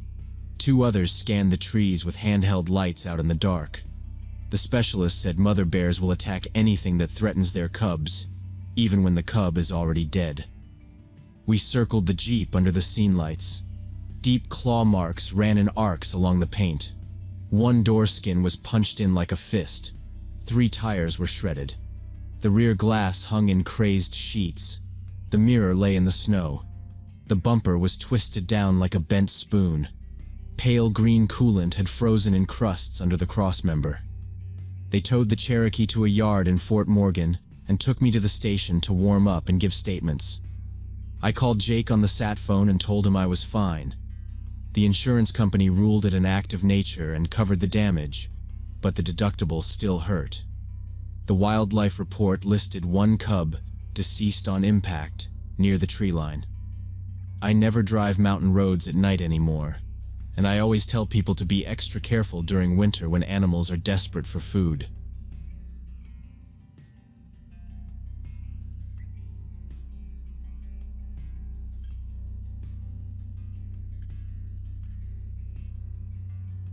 When I was 7 months pregnant, I took a job working night shifts at Quick Mart on Elm Street to earn some extra money before maternity leave. It was a modern convenience store with bright LED lights, polished tile, and a big glass front that showed the empty street. After midnight, there were hardly any customers, so I spent most of my time restocking gum, wiping the counter, and reading or watching shows on my tablet between tasks. The job paid pretty well. $17 an hour plus night differential. I clocked in at 10 and clocked out at 6. A manager named Denise left at 11, and after that it was just me until the morning shift came in. Mark, my fiancé, would call around midnight, then again at 2 or 3, just to keep me company. We talked about baby names, his jobs, the crib he was building on weekends. Sometimes I muted the phone when a customer walked in, then unmuted when they left. The store sat in a decent part of Richmond, not far from apartments and a small hospital, with an old oak shading 1 corner of the lot. I felt safe most nights. We had cameras over every aisle, a convex mirror in the back corner, and a panic button under the counter I never touched. The layout was simple. Lottery stand and coffee islands on the left, coolers and freezer doors humming along the far wall, rows of snacks in the middle, and the restroom down a short hallway by the stockroom door. I brewed new coffee every couple of hours, rotated the hot dogs, and refilled windshield fluid displays by the door. Usually the only people who came in were truck drivers grabbing coffee and snacks, a nurse from the hospital during her break, a couple of guys from the sanitation yard, and the occasional rideshare driver who needed to use the restroom. Our store was off the main highways, so we were not swamped. On quiet nights, I watched a crime show on my tablet with 1 earbud in. I kept the volume low so I could hear the door chime. Sometimes Mark would tease me about watching that kind of show alone at night. I told him everything here was bright and organized. Nothing creepy about a bright store and a floor buffer leaning by the mop sink. The restroom door had a heavy closer that made a soft thud when it shut. I could hear it from the register. I knew when someone went back there. Thursday, around 1 in the morning, a tall guy in his mid-40s came in. The sensor beeped. I looked up and greeted him the same as I did every customer. "Hey, how's it going?" He did not respond. He kept walking, steady, straight past the soda fountain and the chip aisle to the back hallway. He did not even glance at the coffee pots. He opened the restroom door and went in. The closer thumped. I figured he really had to go. I stood up, stretched my back, and went through a few small tasks. I wiped a ring of dried coffee from the counter. I straightened the scratch-off display. I checked the pump screen from the monitor and marked down the receipt paper levels. The camera that pointed to the back hall showed the restroom door closed. Beige paint, metal handle. No movement. The clock over the office door ticked loud between the cooler cycles. I checked the time. 1:07. At 1:15, I looked back down the hallway and listened. No sink running. No toilet flush. I told myself to relax. People take their time. The sign said, "Restroom for customers." We did not time people. I filled the lids and straws at the fountain. I stacked more cups. The door stayed shut. I picked up my phone and almost texted Mark, but I put it face down on the mat. I could see the man's shadow gap under the door if the light was on. And it was. The thin, bright line across the tiles meant the light was still strong. At 1:22, I took my stool with me to the end of the counter so I could see more of the hallway. I did not leave the register, I just shifted closer. I watched the empty aisles and the quiet door. I heard a car pass on Elm and fade. The convex mirror showed my small figure behind the counter, one hand on the drawer, the other on the cloth I was pretending to use. I listened for any sound. I told myself if it hit half an hour, I would knock and do a wellness check. It felt procedural. It felt like the right move. At 1:27, I got up again and ran a damp towel across the credit card terminal. Another minute passed. I rolled my neck and ankles to avoid cramps. The store smelled like burnt coffee and pine sol. The camera view stayed the same. Shut door, quiet hall, beige paint. I kept my movements slow, normal. No customers meant there was no reason to rush. I stacked more gum. My eyes kept going back to that hallway. I checked the clock. 1:32. Around the 25-minute mark, I started getting worried. I did not panic. I just watched the hall and counted my breaths and ran through options. If someone had a medical issue, I would need to check. If someone was asleep in there, I would have to knock and ask if they were okay. I wiped the register and took 2 steps down the counter to the edge of the aisle so I could see that the door was still closed. It was. The thin line of light was steady. I told myself I would give it 3 more minutes and then call out from the hallway. I was thinking about knocking on the door to make sure he was okay when it finally opened. The door swung out smooth. No hurry, no stumble. The man stepped into the hallway with a soft squeak from his work boots on tile. He looked completely ordinary, clean-shaven, wearing a plaid shirt and jeans. His gray hair was neatly combed, like he had checked the mirror. He carried nothing in his hands. His boots looked worn but clean. He seemed like a maintenance worker or electrician. He walked past the register again without looking at me and pushed through the door with a slow, steady pace. The chime sounded once. I watched him through the glass. The lot was empty except for a couple of bug-splattered pumps and a trash can with a new liner. He did not get into a car. He kept walking along Elm Street the way you go if you want the underpass. No cars stopped for him. He did not look back. It was strange for our area at that hour. People usually drove. I stood behind the counter and watched until he was only a shape under the streetlight. Then he was gone. I checked the restroom again.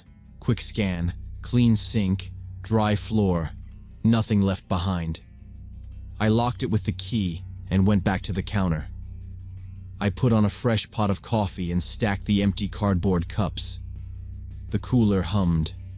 The clock showed 1:40. I texted Mark a short update and he called me. We talked about the baby kicking that afternoon and how I needed to keep a water bottle close. I told him about the man taking forever in the restroom and then leaving on foot. He said to keep the door locked between customers and to stay behind the counter with the cameras on. I said I would. We kept the line open while I cleaned the roller grill and counted lottery slips.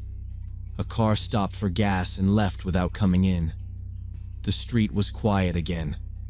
Around 2:05, the chimes sounded. The door opened with that same slow push. I looked up, expecting a nurse or a driver. It was the same man. He came straight to the counter and stood at a respectful distance, both hands visible, no sudden moves. He smiled like we were picking up a normal conversation. "Good evening, miss. Now say hello to me properly," he said. His voice was smooth, and he even tilted his head like it was a joke. The corners of his mouth pulled up, not wide, just enough to show he wanted it friendly. I apologized. I greeted him the way I should have. "Good evening, sir. Welcome in." I kept my tone flat and steady. He nodded once, like that settled something. His eyes flicked to the muffins, then back to me. He stood very straight. The phone was on the counter, line open with Mark, screen dark. I slid it a little closer to the register and rested my hand near it. The man's tone changed without warning, sharp, tight. He asked where the chips were. Not a question, more like he already knew and wanted me to say it. He put weight on the words. "Where are the chips?" he said, and there was an edge in it, like I was late to answer. I felt every syllable. I kept my reply simple and pointed my hand toward the snack aisle along the far wall. "Chips are over there, on the right," I said. He watched my hand like he was memorizing the direction. Then he thanked me, almost cheerful again, and walked that way. His steps were light, quiet for boots. He moved down the aisle with his shoulders squared. He stopped in the middle where the big brand bags hang at eye level. I could see him between the candy rack and the impulse shelf. He looked over the rows but did not touch anything. The camera above him picked up his gray hair and the pattern of his plaid. He stood there like he was reading tiny text. He spoke without turning his head. "You have beautiful hair, like a movie star." It was loud enough to carry. No one else was in the store. The compliment felt off in the empty space. I thanked him out of habit, short and neutral. I did not add anything. I kept my hands in sight on the counter and adjusted the stack of receipt paper. He did not take a bag. He walked back to the counter, same steady steps, and lined himself up facing me. No items in his hands. He set his elbows on the edge like he was about to order food. He did not blink much. His gaze moved fast across my face, up and down, left to right, like scanning. It made my skin tighten. I checked the camera monitor to make sure we were both in frame. The convex mirror showed the back of his head and my shoulders. The phone was still on the call with Mark. I did not mute it. He said, "Yeah, just like a movie actress." Same words again. Then his voice jumped and he screamed, "What? You don't like movies?" It was sudden and loud, hitting hard in the bright room. I did not have time to answer. He started yelling about his wife not liking films, how she ruined every night out. He said now his daughter had become just like her. Same tone, same face, same way of turning away when a preview came on. He spoke fast, words colliding, not making sense. Some sentences trailed off. Some doubled back. His eyes looked past me like he was yelling at someone behind the glass. Mark heard everything through the phone and said he was calling the police. I kept my voice even and low and told him to do that. I did not hang up. I did not try to argue with the man. I kept my hands flat on the counter and the panic button within reach, but I did not press it. I kept my body angled so my belly was behind the register. The man leaned in a little like he wanted me to flinch. He pounded a flat hand on the laminate once. It made a dull sound. He spun and hit the chip display with his forearm. The whole rack went sideways. Bags burst open with sharp pops. Chips scattered across the tile, sliding under the shelves and under the energy drink cooler. The display tipped and clattered against the floor, metal legs scraping. He stood there staring at me with empty, cold eyes, chest rising and falling. He did not shout then. He just watched me like waiting for a move. I said, quiet, "Sir, please step back from the counter." He did not move. He tilted his head. I kept breathing even and kept my place. I told Mark, with the phone close to my wrist, that the rack was down and the man was in front of me, and he said officers were on their way. I told myself not to reach for anything except the phone if needed. The man looked at the door like he heard something, then looked back at me. He flexed his hands open and closed. The red and blue lights painted the glass first, then the chime sounded again. 2 officers came in slowly, hands empty, palms out a little. They spoke in calm voices, not sharp. They asked the man to step away from the counter and come talk outside. They did not grab him. They guided him with their bodies, one a step ahead, one a step to the side so he could see both. He turned his head toward me once, a long stare, then followed them out. I stayed behind the counter, still on the phone. I heard the door close. I heard the lights outside humming and a radio crackle. I stood there and counted to 30 before I moved. I picked up the fallen rack with both hands, slow, and set it upright. I left the scattered chips where they were and locked the restroom again. I checked that the hallway was clear. The officers came back in and asked if I was hurt. I said no. They took my statement and asked for the camera timestamps. I gave them the times. My hands were steady enough to write. They told me he was a local homeless man with mental health issues. They said he walked the underpass and sometimes came into late-night places to cool down.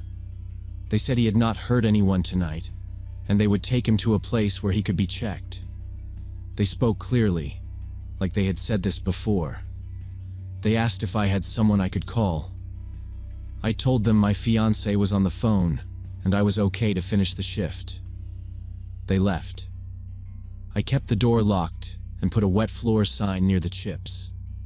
I swept the floor into the dustpan and tied off a trash bag. I brewed a new pot because the last one tasted burned. I kept the phone line open with Mark until it was almost dawn. I stood where the camera could see me and watched the door until the sun came up behind the oak. After that night, I switched to day shifts. My baby's safety was more important than the extra money.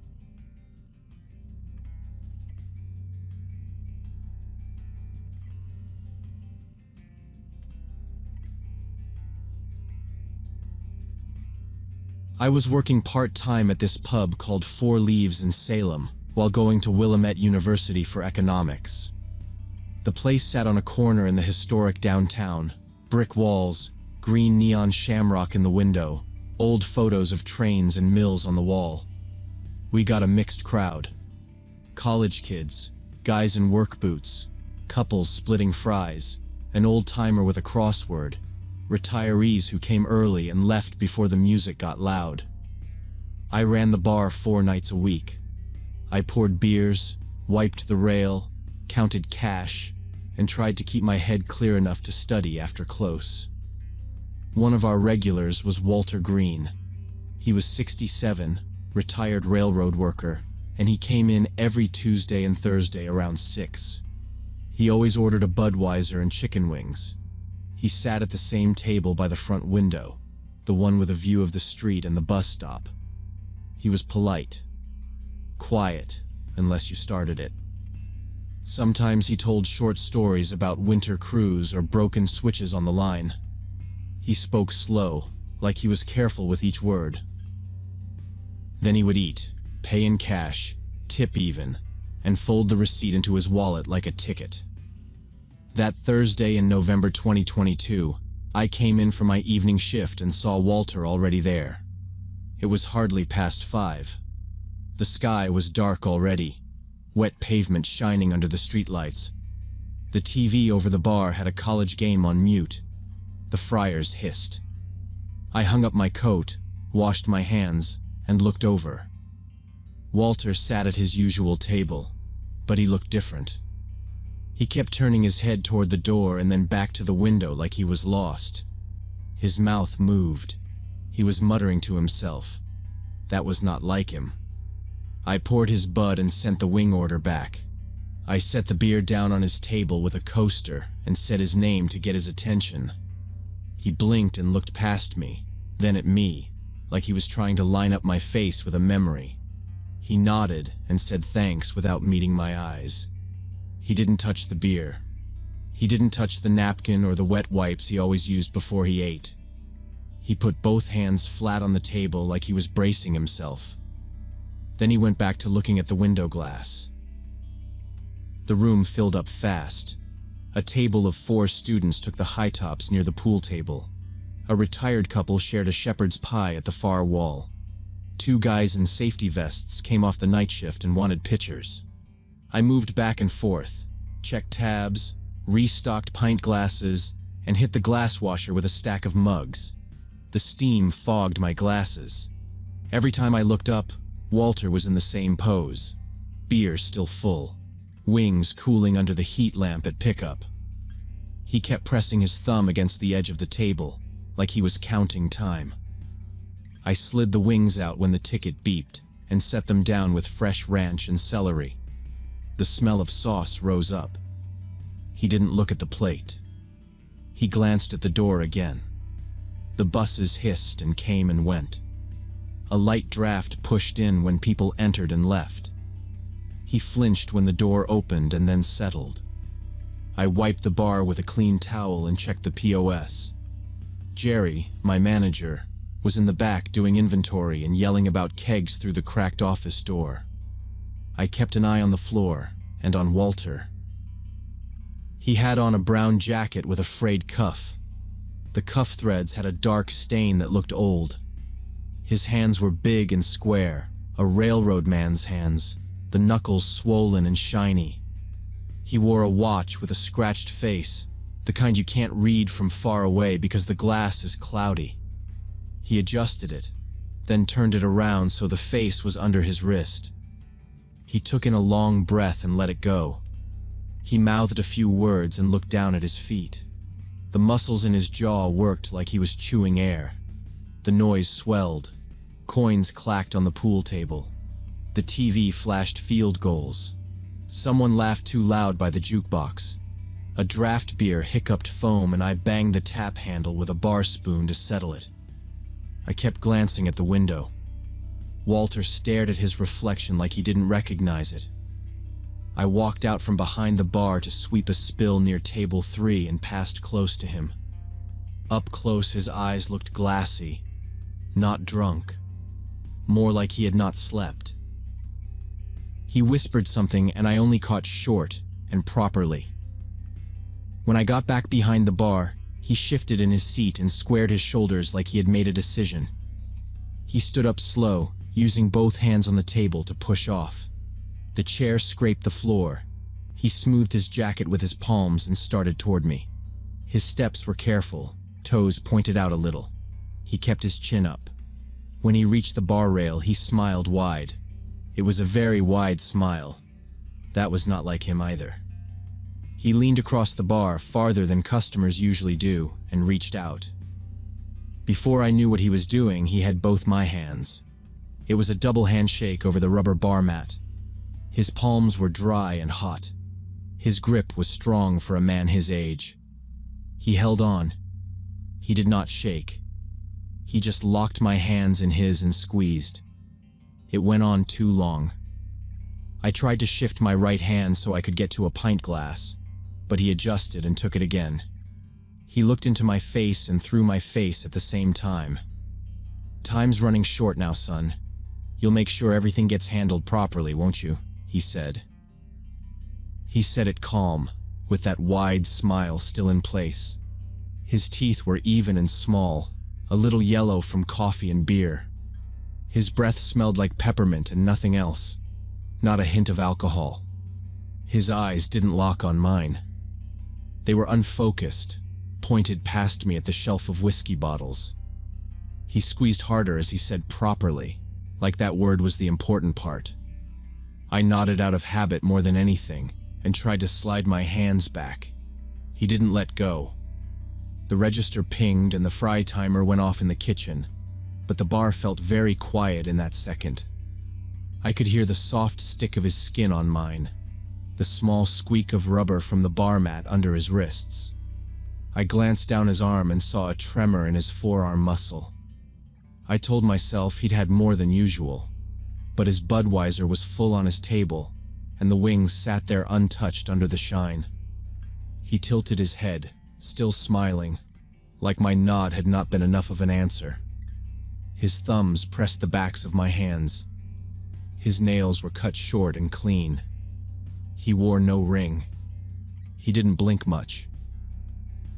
The longer he held on, the more my arms tensed without me wanting them to. I thought about calling for Jerry, but Jerry always told us to keep customers happy and calm before we escalate anything. Walter was a regular.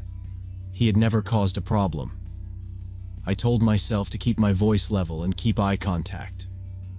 He kept the smile fixed and leaned in closer over the bar. I could see the thread on his collar had come loose, a single line of fabric hanging down the front. His breath hit my cheek. He moved his grip a fraction, like he was adjusting his fingers to keep the hold. I felt the bones in my hands grind a little. The skin pulled tight across my knuckles. I didn't yank away because that would have made a scene.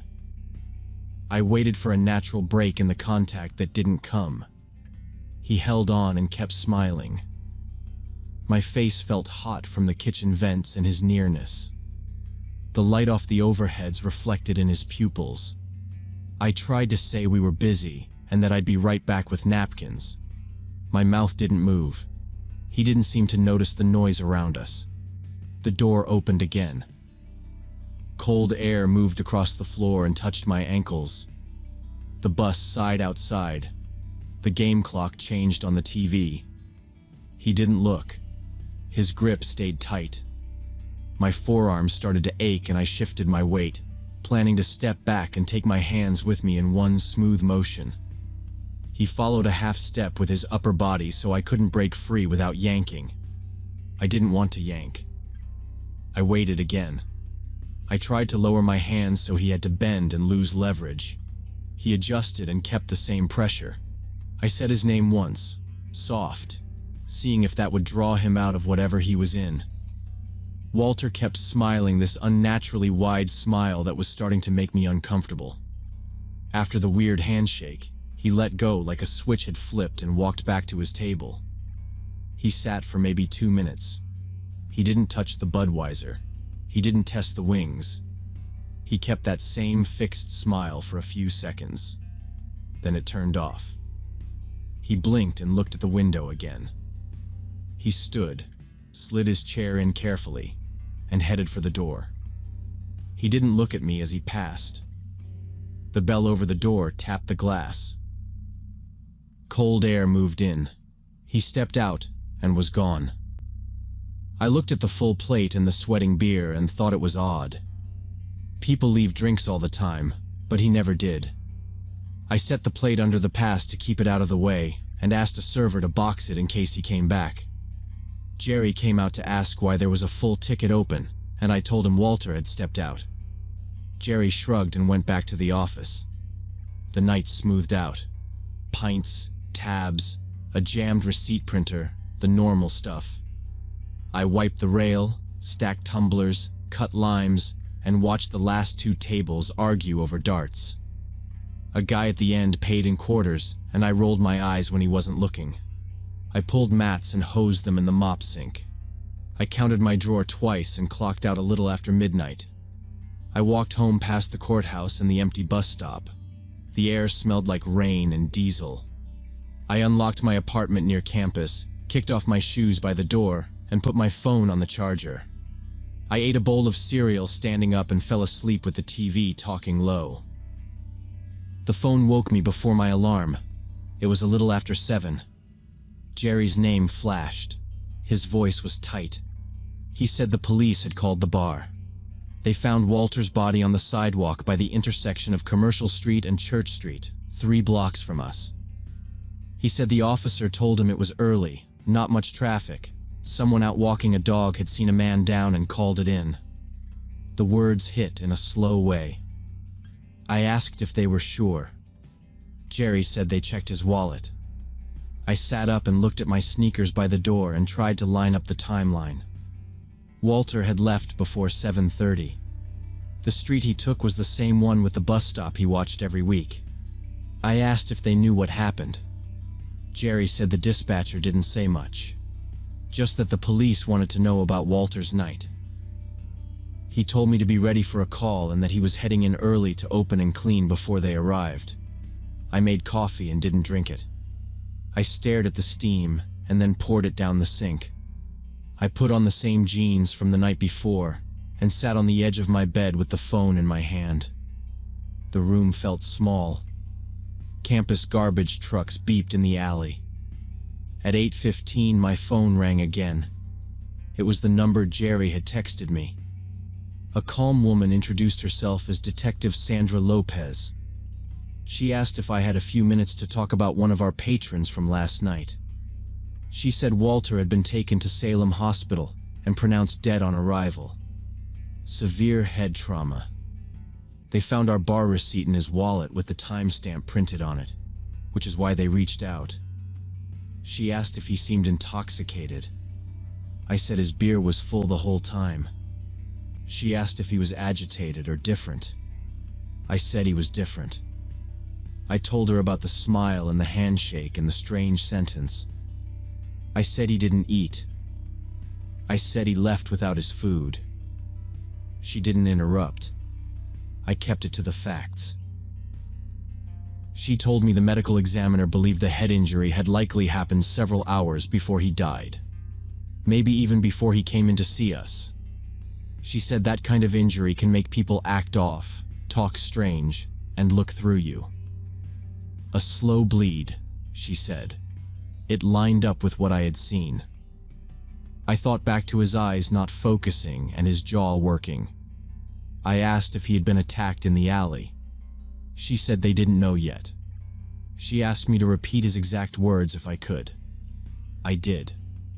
She was quiet for a second and thanked me. She asked more about timing. When he arrived. When he left. Whether anyone followed him out. I told her he came early, left early, and nobody went out the door with him. I said there was a bus that stopped out front. She asked if he had argued with anyone. I said no. I told her we had a normal Thursday crowd, and I listed the kinds of people there. She said Jerry had told her he hadn't paid much attention to Walter because he never caused trouble. She didn't judge it. She said they were canvassing the route between our door and the intersection. After the call, Jerry asked me to come in to walk through the timeline again so he could write it down while it was fresh. I got there around 9. The place looked different in daylight. Chairs up, floor still drying from the mop, the green neon off. Jerry stood by the bar with a legal pad and a pen. He had already put Walter's untouched wings in the trash. He rubbed his face a lot. We kept the talk short, wrote down the times as best we could, and kept our answers the same simple way. Around lunch, I got another call. It was Detective Lopez again. She sounded the same, steady. She said the autopsy had started, and early findings showed that Walter had been struck by a blunt object, not a fall, a hit. Internal bleeding in his brain that built up over hours. With that kind of injury, she said, people can look okay, walk, talk, even go to familiar places, until the pressure climbs too high. That's when they go down. She said it explained the smile, the confusion, the way he didn't eat. I thanked her for telling me. She said it mattered to understand what we saw. She didn't ask me for anything else right then. I hung up and stood behind the bar for a long minute. I looked at the table by the front window. The napkin dispenser sat in the same place as always. The salt shaker was half full. I remembered his hands on mine and the word he squeezed on. Properly. Word got around fast. A couple of regulars came in that night and asked me if it was true. I said yes. I kept the details short. They nodded and ordered light. The bar felt off. The TV noise felt wrong. The window seemed bigger. I pulled pints and wiped the same spot over and over. When the door opened, I looked at the sidewalk every time. The police kept working, but nothing broke. No camera caught anything helpful. No one saw a fight. No wallet missing. Nothing like that. They didn't say it was a robbery. They didn't say it wasn't. The line they stayed with was a blunt object, unknown assailant, unknown location. The case slowed, then it cooled. Jerry kept a printout of the incident number under the register and gave it to anyone who asked. Walter had one living relative, a niece from Portland. She called the bar and thanked Jerry for taking the time to answer questions. She came to Salem for the funeral. She was quiet and organized. She wore a black coat and stood with the pastor, then with two women from a church group. After the service, she stopped by our place. She told us the bar had meant a lot to Walter after his wife died. He liked the noise and the routine. He liked the view of the bus stop. She said thank you again and left. The next Thursday, we left his table empty. We didn't seat anyone there. Jerry put a coaster and a folded napkin on the wood and set a full, unopened Budweiser on top of the napkin. The TV was on low. The doorbell tapped now and then. Around 7, the regulars who knew stood up without anyone telling them. I stood at the end of the bar and raised a pint. Jerry lifted his too. For a moment it was quiet in the room. We said his name and we raised a toast.